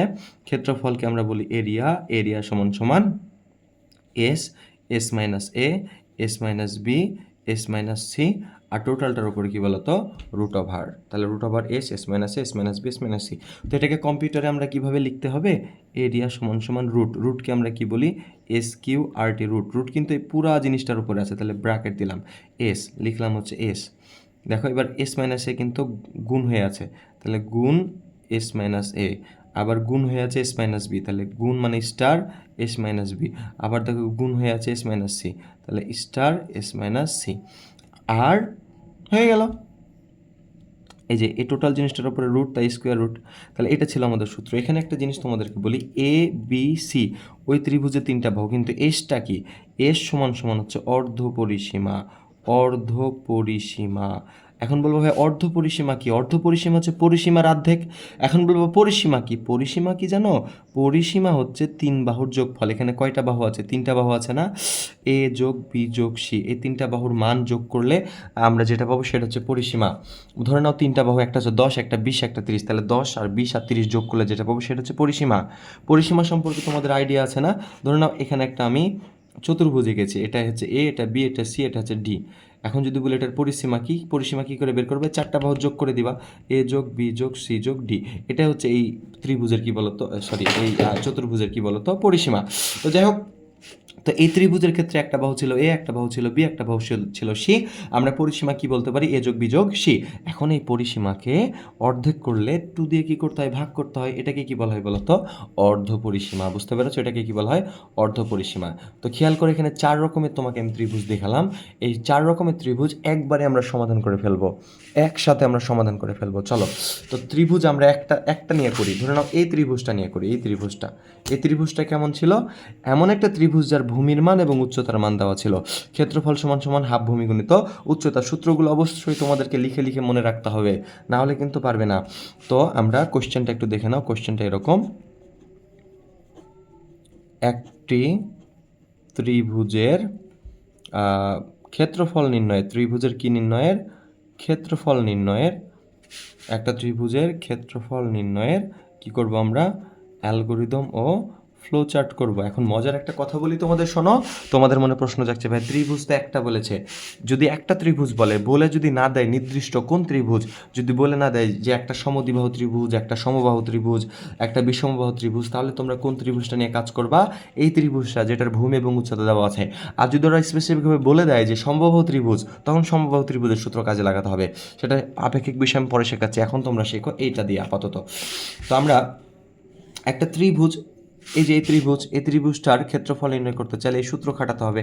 আর এই সূত্রে কিসের মান দরকার? বি এর মান এবং এইচ এর মান দরকার, তাই না? তো আমরা প্রথমে ফ্লো চার্ট করি। তো প্রথমে কাজ আমাদের কি করতে হবে? শুরু করতে হবে। স্টার্ট। কাজ শুরু করার পরে কি করতে হবে? ভাই তুমি যে ত্রিভুজটার ক্ষেত্রফল নির্ণয় করতে চাও, সে ত্রিভুজটার কিসের মান লাগবে? সূত্র দেখে বোঝা যাচ্ছে ভূমির মান এবং উচ্চতার মান লাগবে। তাহলে আমরা বলবো ইনপুট ভূমি এবং উচ্চতা। ভূমিকে আমি বি বলছি, উচ্চতাকে আমি এইচ বলছি। চলক ধরে নিচ্ছি, তোমরা যে কোনো কিছু দিয়ে বলতে পারো, এ বি এক্স ওয়াই যে কোনো কিছু বলতে পারো, সমস্যা নাই। তাহলে ইনপুট নিলাম ইনপুট নিলাম। ইনপুট নেওয়ার পরে কি করব, এই যে ভাই এই ত্রিভুজটার ক্ষেত্রফল নির্ণয়ের যে সূত্র আছে হাফ ভূমি গুণিত উচ্চতা, ওটা খাটাবো। তাহলে সূত্রটা কি? সূত্রটা হচ্ছে এরিয়া সমান সমান হাফ, হাফকে বলছি 0.5 ভূমি গুণিত উচ্চতা। এই সূত্র একটা সূত্র প্রক্রিয়াকরণের অংশ, তাই আয়ত চিহ্ন। এই সূত্র দিয়ে দিলে কি হবে? এই সূত্র দিয়ে দিলে আমরা ক্ষেত্রফলটা পেয়ে যাব। এবং ক্ষেত্রফল পেয়ে যাওয়ার পরে আমরা কি করব এখন বলো তো? ক্ষেত্রফল আমরা পেয়ে গেলাম, এখন কি করব আমরা বলো, তুমি বলো। ক্ষেত্রফল পেয়ে গেলাম, এখন কি করব আমরা? ক্ষেত্রফলের মানটা আউটপুট দিব না? তাহলে আমরা বলবো স্ক্রিনে আউটপুট দেবো। তাহলে প্রিন্ট ক্ষেত্রফল, ক্ষেত্রফলকে আমরা কি বলি বলতো? এরিয়া। এই যে এটা আউটপুট, আউটপুটের জন্য চিহ্ন। এবার আমাদের কাজ শেষ, তাহলে আমরা কি বলতো? এন্ড। এখন এটার অ্যালগোরিদম কেমন হবে দেখো, আমি অ্যালগোরিদম লিখবো না, তোমরা লিখবা। শুরু করি ধাপ 1, ধাপ 2 ভূমি এবং উচ্চতার মান গ্রহণ করি, অথবা বি এবং এইচ এর মান গ্রহণ করি। ধাপ 3 এটা দিয়ে কি করেছো? সূত্র দিয়ে ক্ষেত্রফল নির্ণয় করেছো না? তাই বলবা ক্ষেত্রফল নির্ণয় করি। ধাপ 4 ক্ষেত্রফলের মানটা কি করেছো? প্রদর্শন করেছো, প্রিন্ট করেছো, স্ক্রিনে আউটপুট দেখা যাচ্ছে, এটাকে বলে প্রদর্শন করা। তাহলে এরিয়ার মান প্রিন্ট দিই, লাস্টে কি বলো তো? শেষ করি। তাহলে আমাদের এখন শোনো যেটা মজার ব্যাপার, এমনও তো হইতে পারতো যে বলে দিয়েছে যে একটা সমবাহু ত্রিভুজের ক্ষেত্রফল নির্ণয়ের অ্যালগরিদম ফ্লোচার্ট করো। তো সমবাহু ত্রিভুজ কোনটা ছিল? এটা না? তো এটার দিকে একটু খেয়াল করো ঠান্ডা মাথায়। এটার সূত্রে যদি এর মানটা দেওয়া যায়, অর্থাৎ সেই বাহুগুলা, সমবাহু মানে তো সব বাহুর মান সমান, ওই সব বাহুগুলার মানকে আমরা এ বলছি। তো এর মানটা দিয়ে দিলে তুমি ক্ষেত্রফল নির্ণয় করতে পারবা। তখন আসলে তাহলে কি করতে হতো? ইনপুট ভূমি আর উচ্চতার দরকার হতো না। সমবাহু ত্রিভুজের জন্য আমাদের এখানে এর মান নিতে হইতো। ওই যে ত্রিভুজ যার এর মান জানলেই হয়ে যাবে আমাদের। তাহলে আমরা বলতাম ইনপুট এ। আর ক্ষেত্রফলের জন্য এই যে এখানে এই সূত্রটা দিয়েছি না, এই সূত্রটা না দিয়ে এই যে এই সূত্রটা আছে না, এই সূত্রটা আমরা কি করতাম বলতো? এইখানে লিখে দিতাম, কাজ শেষ। তারপরে যদি বলতো একটা সমদ্বিবাহু ত্রিভুজের ক্ষেত্রফল নির্ণয়ের অ্যালগরিদম ফ্লোচার্ট করো, তাহলে সমদ্বিবাহুর সূত্র কি? আচ্ছা হ্যাঁ দেখো, সূত্র দিক তাকাও। b/4 √4a² - b²। সূত্র দেখে বোঝা যাচ্ছে এর মান আর বি এর মান জানলেই আমাদের ক্ষেত্রফল নির্ণয় করা যাবে। তাহলে আমরা এখানে কি বলতাম জানো? ইনপুট এ আর বি, মানে ওই যে এখানে এ হচ্ছে ওই দুইটা বাহু, যে দুইটা বাহু সমান তাদের দৈর্ঘ্য, আর বি হচ্ছে যে বাহুটা অসমান সে তার দৈর্ঘ্য। তাহলে আমরা কি করতাম? ইনপুট এ বি মানে এ এবং বি এর মান গ্রহণ করি। তারপরে যে এই সূত্রটা আছে না, এই সূত্রটা আমরা কি করতাম? এই জায়গায় লিখে দিতাম, তাহলে আমাদের হয়ে যেত। একইভাবে এটার জন্য কি করতাম আমরা? তখন বলতাম এই সূত্রের দিক তাকাও, আমাদের কিসের মান দরকার? এস এর মান, এস এর মান দরকার, এ এর মান দরকার, আর বি এর মান দরকার, আর সি এর মান দরকার, তাই না? এসটা কি অর্ধপরিসীমা? আগে থেকে তোমাকে অর্ধপরিসীমা ওরা দিয়ে দিবে। আর অর্ধপরিসীমা যদি ওরা না দিয়ে দেয়, তাহলে তুমি আর একটা ধাপ বাড়িয়ে নিবা। কেমন করে বাড়িয়ে নিবা? এখানে লিখবা হচ্ছে শুরু করি, তারপরে বলবা যে এ বি সি এর মান গ্রহণ করি, তারপরে বলবা অর্ধপরিসীমা মানে এস নির্ণয় করি। এস কি করে নির্ণয় করবা? ওই যে এ যোগ বি যোগ সি, এস এরকম করে আরেকটা ধাপ এখানে বাড়ায় নিবা। তারপরে ক্ষেত্রফলের সূত্র দিবা, তারপরে আউটপুট মানে ক্ষেত্রফলকে প্রিন্ট দিবা, শেষ করবা। কথা বুঝতে পেরেছ? তো যাই হোক, সাধারণত দেয় না, তারপরে তোমরা এইভাবেই করে দিয়ে আসবা। যদি বলে যে একটা বিষমবাহু ত্রিভুজের ক্ষেত্রফল নির্ণয় করো, তখন তোমরা কি করবা? বিষমবাহু সূত্র দেখছি এস এর মান, এ এর মান, বি এর মান এবং সি এর মান দরকার, তাই এখানে লিখবা input as a b c. তারপরে কি করবা? ক্ষেত্রফলের সূত্র লিখে দিবা, এরিয়া সমান সমান এই যে এই সূত্রটা লিখে দিবা, এই সূত্রটা এখানে লিখে দিবা, কাজ শেষ। শেষ। একই অ্যালগোরিদমে একটু চেঞ্জ হবে বারবার, যে ইনপুট বি এবং এইচ এর মান গ্রহণ করি, তো তখন এই ত্রিভুজের জন্য ওটা কি হবে? এই ত্রিভুজের জন্য হবে যে এ এর মান গ্রহণ করি, এই ত্রিভুজের জন্য হবে এ আর বি এর মান গ্রহণ করি। তা আবার দিয়ে অ্যালগোরিদম সব সেম। তো আশা করি বুঝতে পেরেছি। অ্যালগোরিদম কি আমার লিখে দেওয়ার প্রয়োজন আছে? প্রয়োজন নাই। খুব ঝামেলা হলে তোমরা বই থেকে দেখে নিতে পারো। তাহলে ত্রিভুজ রিলেটেড সকল সমস্যার সমাধান হয়ে গেল। এই শোনো, এইবার আমরা আরেকটা দারুণ সমস্যার সমাধান করব। দেখো সমস্যাটা কেমন। সেলসিয়াস স্কেলের তাপমাত্রাকে ফারেনহাইট স্কেলে কত? একটা তাপমাত্রা, সেটা সেলসিয়াস স্কেলে রয়েছে, সেটা ফারেনহাইট স্কেলে কত তা নির্ণয়ের অ্যালগোরিদম ও ফ্লোচার্ট। আমি তোমাদেরকে ঘটনাটা বুঝাই বলি, শোনো। ধরো এখন এই রুমের তাপমাত্রা হচ্ছে 25 ডিগ্রি সেলসিয়াস। কত বললাম? 25 ডিগ্রি সেলসিয়াস। তাহলে এই যে 25 ডিগ্রি সেলসিয়াস, এটা কিসে? সেলসিয়াস স্কেলে। তো তাপমাত্রা পরিমাপ করার কিন্তু অনেক স্কেল রয়েছে। অনেক স্কেল বলতে সেলসিয়াস স্কেল বাদেও কিন্তু অনেক স্কেল রয়েছে। যেমন কি কি রয়েছে? কয়েকটি পরিচিত হচ্ছে ফারেনহাইট স্কেল রয়েছে, কেলভিন স্কেল রয়েছে। তো এখন যে তাপমাত্রাটা হচ্ছে সেলসিয়াস স্কেলে 25, সেটি কিন্তু ফারেনহাইট স্কেলে 25 না, অন্য। আবার কেলভিন স্কেলেও কিন্তু 25 না, অন্য। আরও সহজ করে বলতে গেলে ধরে নাও এই কলমটা আমি বলছি হচ্ছে, মানে কথার কথা ধরে নাও আমি বলছি এই কলমটা হচ্ছে এক মিটার।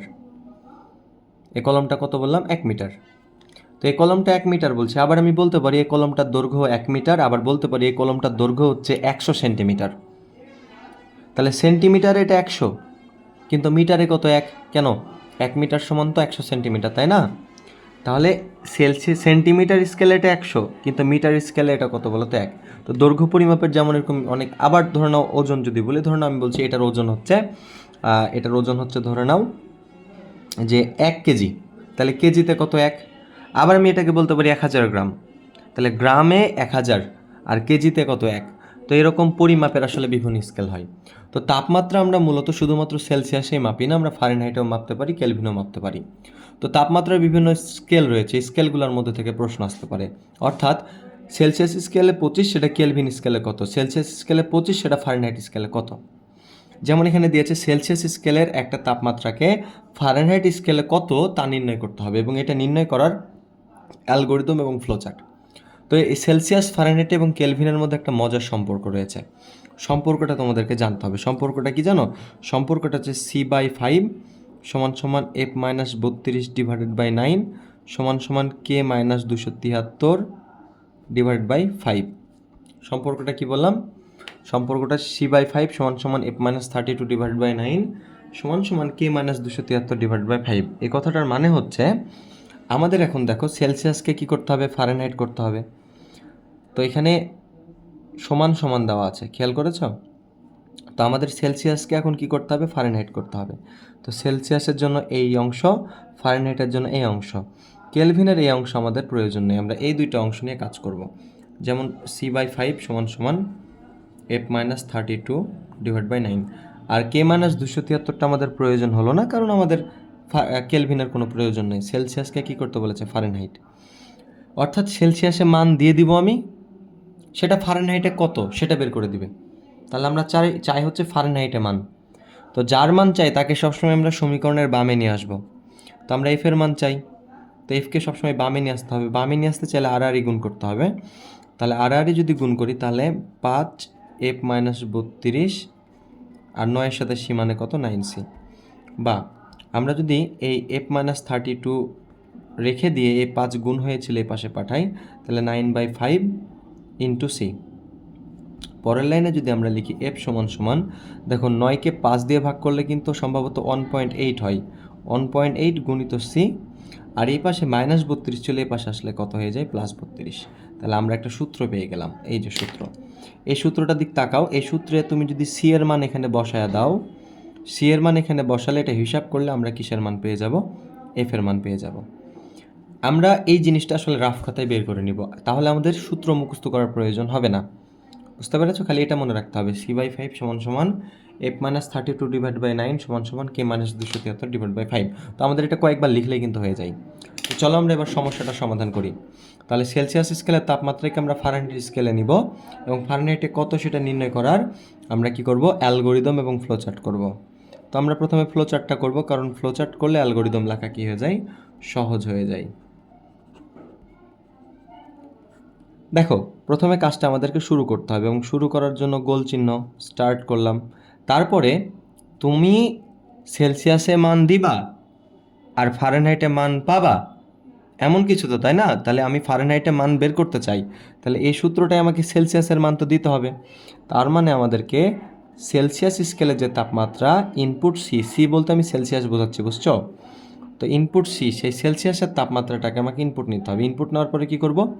এই যে একটা সূত্র আমরা বানাইলাম, এই যে সূত্রটা বানাইছি না, এই সূত্রের মধ্যে আমরা ফেলে দেব। তো সূত্রটা কি? F সমান সমান 1.8 গুণিত সি প্লাস 32। আর সূত্রগুলো প্রক্রিয়াকরণের অংশ, প্রক্রিয়াকরণের জন্য কোণ চিহ্ন, আয়ত চিহ্ন। এরপর আমাদের কাজ কি?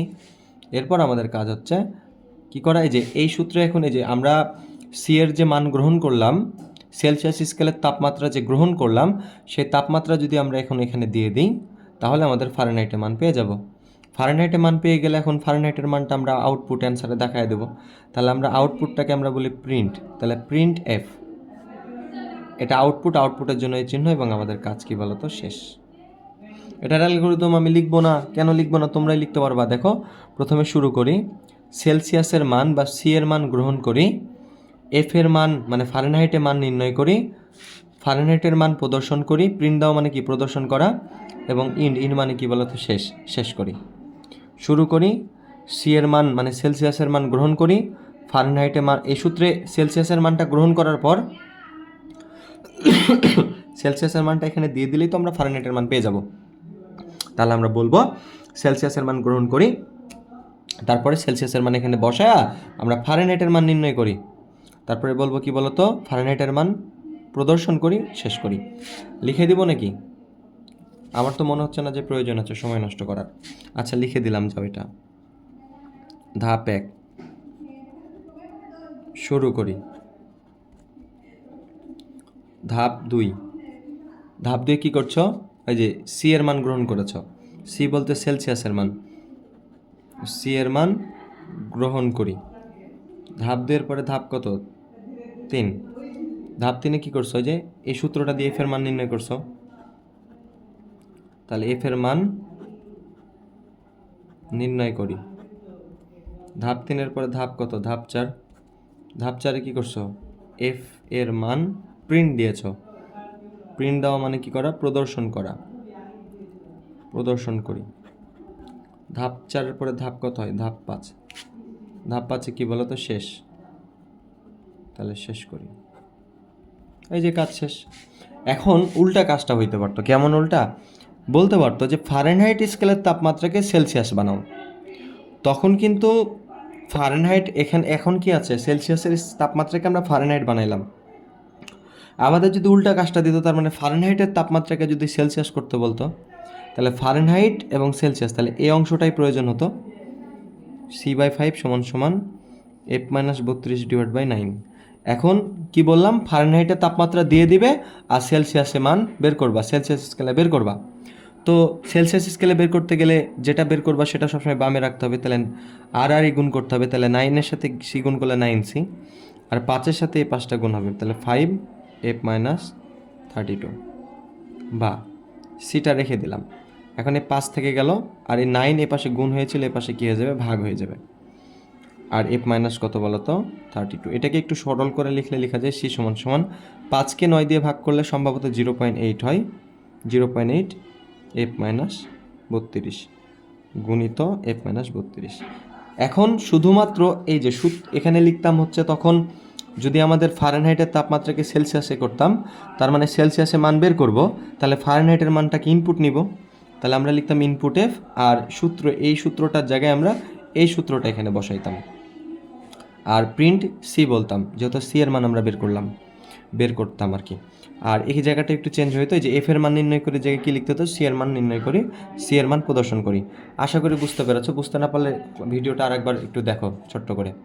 এরপরে আমরা আরেকটা মজার প্রশ্ন সমাধান করব। চলো, কোশ্চেনটা কি বলছে? 3টা সংখ্যার মধ্যে বৃহত্তম সংখ্যা নির্ণয়ের অ্যালগরিদম ফ্লোচার্ট। 3টা সংখ্যার মধ্যে ধরে নাও একটা সংখ্যা হচ্ছে, আমি যদি বলি 10, একটা 12, আর একটা হচ্ছে 14। আমি যদি বলি কোনটা বড়, তোমরা কি বলবা? তোমরা নিশ্চয়ই বলবা 14 বড়। তো এটা তো আমরা মানুষরা আসলে এভাবে সমাধান করতে পারি, আমরা সংখ্যার ক্রম জানি, আমরা নির্ণয় করতে পারি। কিন্তু আমরা চাই কম্পিউটারকে দিয়ে এটা করাতে। কম্পিউটারকে দিয়ে করালে হবে কি? বড় বড় সংখ্যা কম্পিউটার বলে দিতে পারবে কোনটা ছোট কোনটা বড়। অনেক বড় বড় সংখ্যা কম্পিউটারকে আমরা ইনপুট দিলেও সে বলে দিতে পারবে। তো আমরা সংখ্যা সরাসরি না নিয়ে আমরা চলক নিব। ধরুন একটা সংখ্যা, একটা চলক এ, একটা সংখ্যা বি এবং একটা সংখ্যা সি। এখন এ বি সি এর মধ্যে বড় কোনটা আমরা সেটা নির্ণয় করব। তো আমরা সেটার অ্যালগরিদম ফ্লোচার্ট করব। তার আগে তোমাকে আমি কিছু গঠনমূলক কথা বলি। ধরে নাও এ বি আর সি এর মধ্যে বড় কোনটা আমরা বের করতে চাই, তো তুলনা করতে হবে। তুলনাটা কিভাবে করবা? এভাবে করবা, বলবা যে এ বি এর থেকে বড়। এই যে এদিকটা বড়, তাহলে এ বড় কার থেকে? বি এর থেকে বড়। আচ্ছা, যদি এ বি এর থেকে বড় হয়, তাহলে কি 3টার মধ্যে এ সবার থেকে বড় হয়ে গেল? না। আবার কি হতে হবে? এ কে বড় হতে হবে সি এর থেকেও। তাহলে এ যদি বি এর থেকে বড় হয়, এ যদি সি এর থেকেও বড় হয়, তাহলে সবচেয়ে বড় কি হবে বলো তো? এ। হিসাবটা বুঝতে পারলে তো? এখন এ যদি বি এর থেকে বড় হয়, এ যদি সি এর থেকেও বড় হয়, তাহলে সবচেয়ে বড় এ। এখন যদি এ বি এর থেকে বড় না হইতো, তাহলে নিশ্চয়ই বি বড় হতো। এখন এ যদি বি এর থেকে বড় না হইতো তাহলে কে বড় হইতো? বি বড় হইতো। তাহলে বি বড় এর থেকে, তাহলে কি বি সবার থেকে বড় হয়ে যেত? না। আবার বিকে তুলনা করতে হতো কার সাথে? সি এর থেকে, সি এর সাথে। তো বি যদি এর থেকে বড় হইতো, বি যদি সি এর থেকেও বড় হইতো, তাহলে সবচেয়ে বড় কে হইতো? বি। আর ধরে নাও এ আর বি এর মধ্যে কোনোটাই বড় না, তাহলে কে বড় হইতো বলো তো? সি। তাহলে আমাদেরকে একটু তুলনা করে করতে হবে, খুবই মজা। তো আমি এটার অ্যালগোরিদম ফ্লোচার্ট দুটোই করে দিই। তো এই পাশে আমি আগে ফ্লোচার্টটা করাই। দেখো, প্রথমে কাজটা শুরু করতে হবে। তারপর যে তিনটা সংখ্যার মধ্যে বড় সংখ্যা নির্ণয় করতে চাও, সেই তিনটা সংখ্যাকে আগে ইনপুট নিতে হবে। সংখ্যা তিনটা ধরে নিলাম, একটা এ, একটা বি আর একটা কি বলো তো? সি। আর ইনপুট নেওয়ার জন্য এই চিহ্ন। এরপর আমাদেরকে একটা শর্ত দিতে হবে। শর্তটা এরকম: এ বি এর থেকে বড়, তুলনা করতে হবে এ বি এর থেকে বড়। এখন এটা একটা সিদ্ধান্তের ব্যাপার, আর সিদ্ধান্তের জন্য এই চিহ্নটা তোমাদের আমি দেখিয়েছিলাম যে সিদ্ধান্তের জন্য আমাদেরকে এই চিহ্নটা ব্যবহার করতে হয়, যে এই চিহ্নটা সিদ্ধান্ত চিহ্ন। বুঝতে পেরেছ? ঘড়ির মতো। তো আমরা এখন সিদ্ধান্তে যাচ্ছি যে এ বি এর থেকে বড়। এখন উত্তর দুইটা হইতে পারে, ইয়েস আর একটা হচ্ছে নো। তাহলে সিদ্ধান্তের উত্তর দুইটা, একটা হচ্ছে ইয়েস আর একটা কি বলো তো? নো। তো এ যদি বি এর থেকে বড় হয়, ধরে নাও ইয়েস, হ্যাঁ এ বি এর থেকে বড়, তাহলে কি এ বড়? না। আবার আমরা আর একটা সিদ্ধান্ত দিতাম, এ সি এর থেকে বড়। এখন এটাও দুইটা হইতে পারে, একটা হচ্ছে ইয়েস আর একটা কি বলো তো? নো। তো আমরা যদি বাম পাশটায় আসি, অর্থাৎ এ যদি বি এর থেকে বড় হয়, ইয়েস। আবার এ যদি সি এর থেকেও বড় হয়, তাহলে ইয়েস। তাহলে এ বি এর থেকেও বড়, এ সি এর থেকেও বড়, তাহলে সবচেয়ে বড় কে? এ। তাহলে এ যেহেতু সবচেয়ে বড়, তাহলে আমরা লিখতাম প্রিন্ট এ, মানে এর মানকে কি দাও? প্রিন্ট দাও। এখন মজার ব্যাপার হচ্ছে, প্রথমে যদি এমন হইতো যে আসলে এ বি এর থেকে বড় যদি না হইতো, তো এ যদি বি এর থেকে বড় না হইতো, তাহলে কে বড় হইতো? বি বড় হইতো। তো বি কার থেকে বড় হইতো? এ এর থেকে বড় হইতো। একটু হিসাব করে দেখো, আমরা না এর দিকে যাচ্ছি, এবার নো এর দিক যাচ্ছি। এ বি এর থেকে বড়, এই দিকটা বড় দেখাচ্ছে এখন। এই যে হাটা এই দিকে আছে আর মাথাটা এই দিকে আছে, তো আমি বলছি এ বি এর থেকে বড় না, তাহলে বি বড়। এখন বি তাহলে কার থেকে বড়? এ এর থেকে বড়। এখন এটারও দুইটা উত্তর, একটা হচ্ছে ইয়েস আর একটা কি বলতো? নো। তো যদি আসলে এরকমই হয়, এ বি এর থেকে বড় না হয়, তাহলে বি বড়। আবার বি এর সাথে এখন তুলনা করতে হবে সিকে। একটু ভুল করেছি আমি, এখানে সিকে তুলনা করতে হবে। তো এ যদি বি এর থেকে বড় না হয়, তাহলে কে বড় হইলো? বি বড় হইলো। বি কার থেকে বড় হইলো? এ এর থেকে বড় হইলো। এই যে এ বি এর থেকে বড় না, তাহলে বি বড়। কার থেকে বড়? এর থেকে বড়। আবার নিচে এসে আমরা বলছি যে বি সি এর থেকেও বড়, এদিকে গেলাম ইয়েস। তো বি যদি এ যদি বি এর থেকে বড় না হয়, তাহলে বিটাই যদি বড় হয় এর থেকে, আবার বিটা যদি বড় হয় সি এর থেকে, ইয়েস। তাহলে সবচেয়ে বড় কে? বি। তাহলে আমরা কি বলতাম বলো তো? Print B. আর এই দুইটার যদি দুইটাই নো নো যদি হইতো, তাহলে আমরা বলতাম হচ্ছে প্রিন্ট সি। বুঝতে কষ্ট হইলো অনেক বাবু? আমার মনে হয় এই দিকটা একটু তোমাদের ঝামেলা হয়েছে, এই জায়গাটা। শোনো, ঠান্ডা মাথায় শোনো। এ বি এর থেকে বড়, হ্যাঁ ভালো কথা, তাহলে এ বড়, বি হেরে গেল। আবার বলছি এ সি এর থেকে বড়, তাহলে ও আচ্ছা, এ এর সাথে এর আগে বি হারছে, ইয়েস এর দিক যদি আমরা যাই, আবার এ সি এর থেকেও মানে এ এর সাথে সিও হারতেছে, তাহলে সবচেয়ে বড় এ। তাহলে বলতাম প্রিন্ট এ। এটাই বড়, এটা প্রিন্ট দাও। আমরা তো বড় সংখ্যা নির্ণয় করতে এসেছি। আর যদি এরকম হইতো যে আসলে এ বি এর থেকে বড় না, নো এর দিকে যদি যাইতো, তাহলে বিটা বড় হইতো। তাহলে বি যদি এর থেকে বড় হয়, আবার তাহলেই তো বিটা সবার থেকে বড় হয়ে যাচ্ছে না। বিকে কি হইতে হবে? সি এর থেকে বড় হইতে হবে। এখন বি যদি সি এর থেকে বড় হয়, ইয়েস, তাহলে আমরা কি বলবো? বি যেহেতু এর থেকে বড়, বি যেহেতু সি এর থেকে বড়, তাহলে সবচেয়ে বড় বি। তাহলে প্রিন্ট দাও বি। আর এই দুইটা না হইলে আসলে আমরা বলতাম প্রিন্ট সি। এখন উত্তর যে কোনো একটা হবে, তাই আমরা এই তিনটা জায়গা থেকে আমরা ডেকে নিয়ে এসে এই যে গোল সংযোজক দিয়ে লাস্টে আমরা কি করব? ইন্ট। যদি বুঝতে না পারো আরেকবার টেনে দেখো ভিডিওটা। এটার অ্যালগোরিদম কি করে লিখবা? দেখো, এটার অ্যালগোরিদম তোমরা অনেক গ্যাঞ্জামে পড়ে যাও, আমি একটু সহজ করে দিচ্ছি।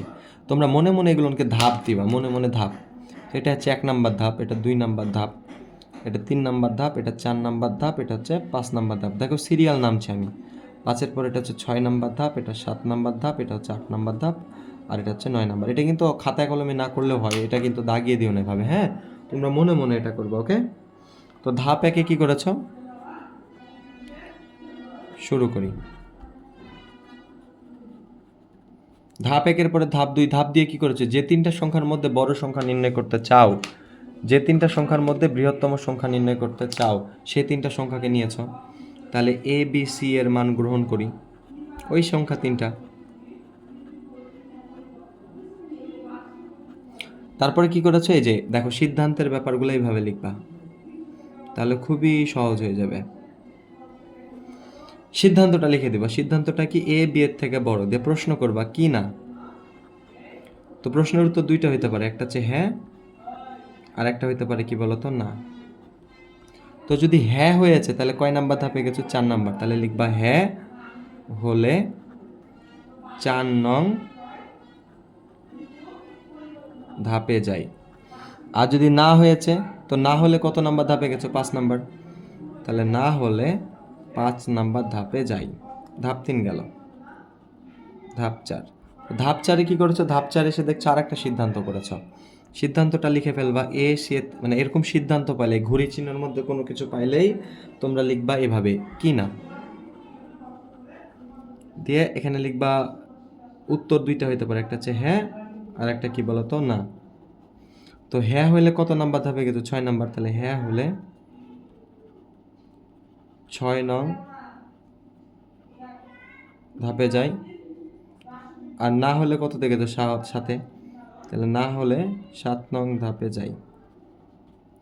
ধাপ 4-এর পরে ধাপ কত হয়, 5 হয়। ধাপ 5-এ কি করছো, আবার একটা সিদ্ধান্ত, বি সি এর থেকে বড় কি না। এক হচ্ছে হ্যাঁ, আর একটা হচ্ছে না। তো হ্যাঁ হলে কত নাম্বারে গেছো, 8 নাম্বার। তাহলে হ্যাঁ হলে 8 নং ধাপে যাই। আর না হলে কততে গেছো, না হলে 7 নং ধাপে যাই। তো 5 নাম্বারও চলে গেল। ধাপ 5-এর পরে এবার কত লিখবা, ধাপ 6। ধাপ 6 কি করছো, এর মান প্রিন্ট দাও। প্রিন্ট দিয়েছো মানে এটা যে বড় সেটা প্রিন্ট দিয়েছো, যে এটাই বড়, যে তিনটা সংখ্যা দিয়েছিলেন তার মধ্যে এ এর সংখ্যাটা বড়। তাহলে প্রিন্টে, তাহলে এ প্রিন্ট দিন। ধাপ 6-এর পরে ধাপ 7। ধাপ 7-এ কি করছো, সি প্রিন্ট দিন। তাহলে সি প্রিন্ট দিই। ধাপ 7-এর পরে ধাপ 8। ধাপ 8-এ কি করছো, বি প্রিন্ট দিই। তাহলে বি প্রিন্ট দিই। ধাপ 8-এর পরে ধাপ কত হয়, ধাপ 9। ধাপ 9 কি করছো, শেষ করি। আশা করি বোঝাতে পেরেছি।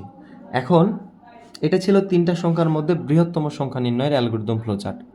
তিনটা সংখ্যার মধ্যে বৃহত্তম সংখ্যা মানে কোনটা বড়, যে তিনটা সংখ্যা আমি দিলাম এর মধ্যে কোনটা বড় সেটা নির্ণয়ের অ্যালগরিদম ফ্লোচার্ট। তো আমাদের পরীক্ষায় তিনটা সংখ্যার মধ্যে ক্ষুদ্রতম সংখ্যা নির্ণয়ের অ্যালগরিদম ফ্লোচার্টও আসতে পারে। ক্ষুদ্রতম মানে ধরে নাও তিনটা সংখ্যা, একটা এ একটা বি একটা সি, এর মধ্যে কোনটা ছোট সেটা নির্ণয়ের।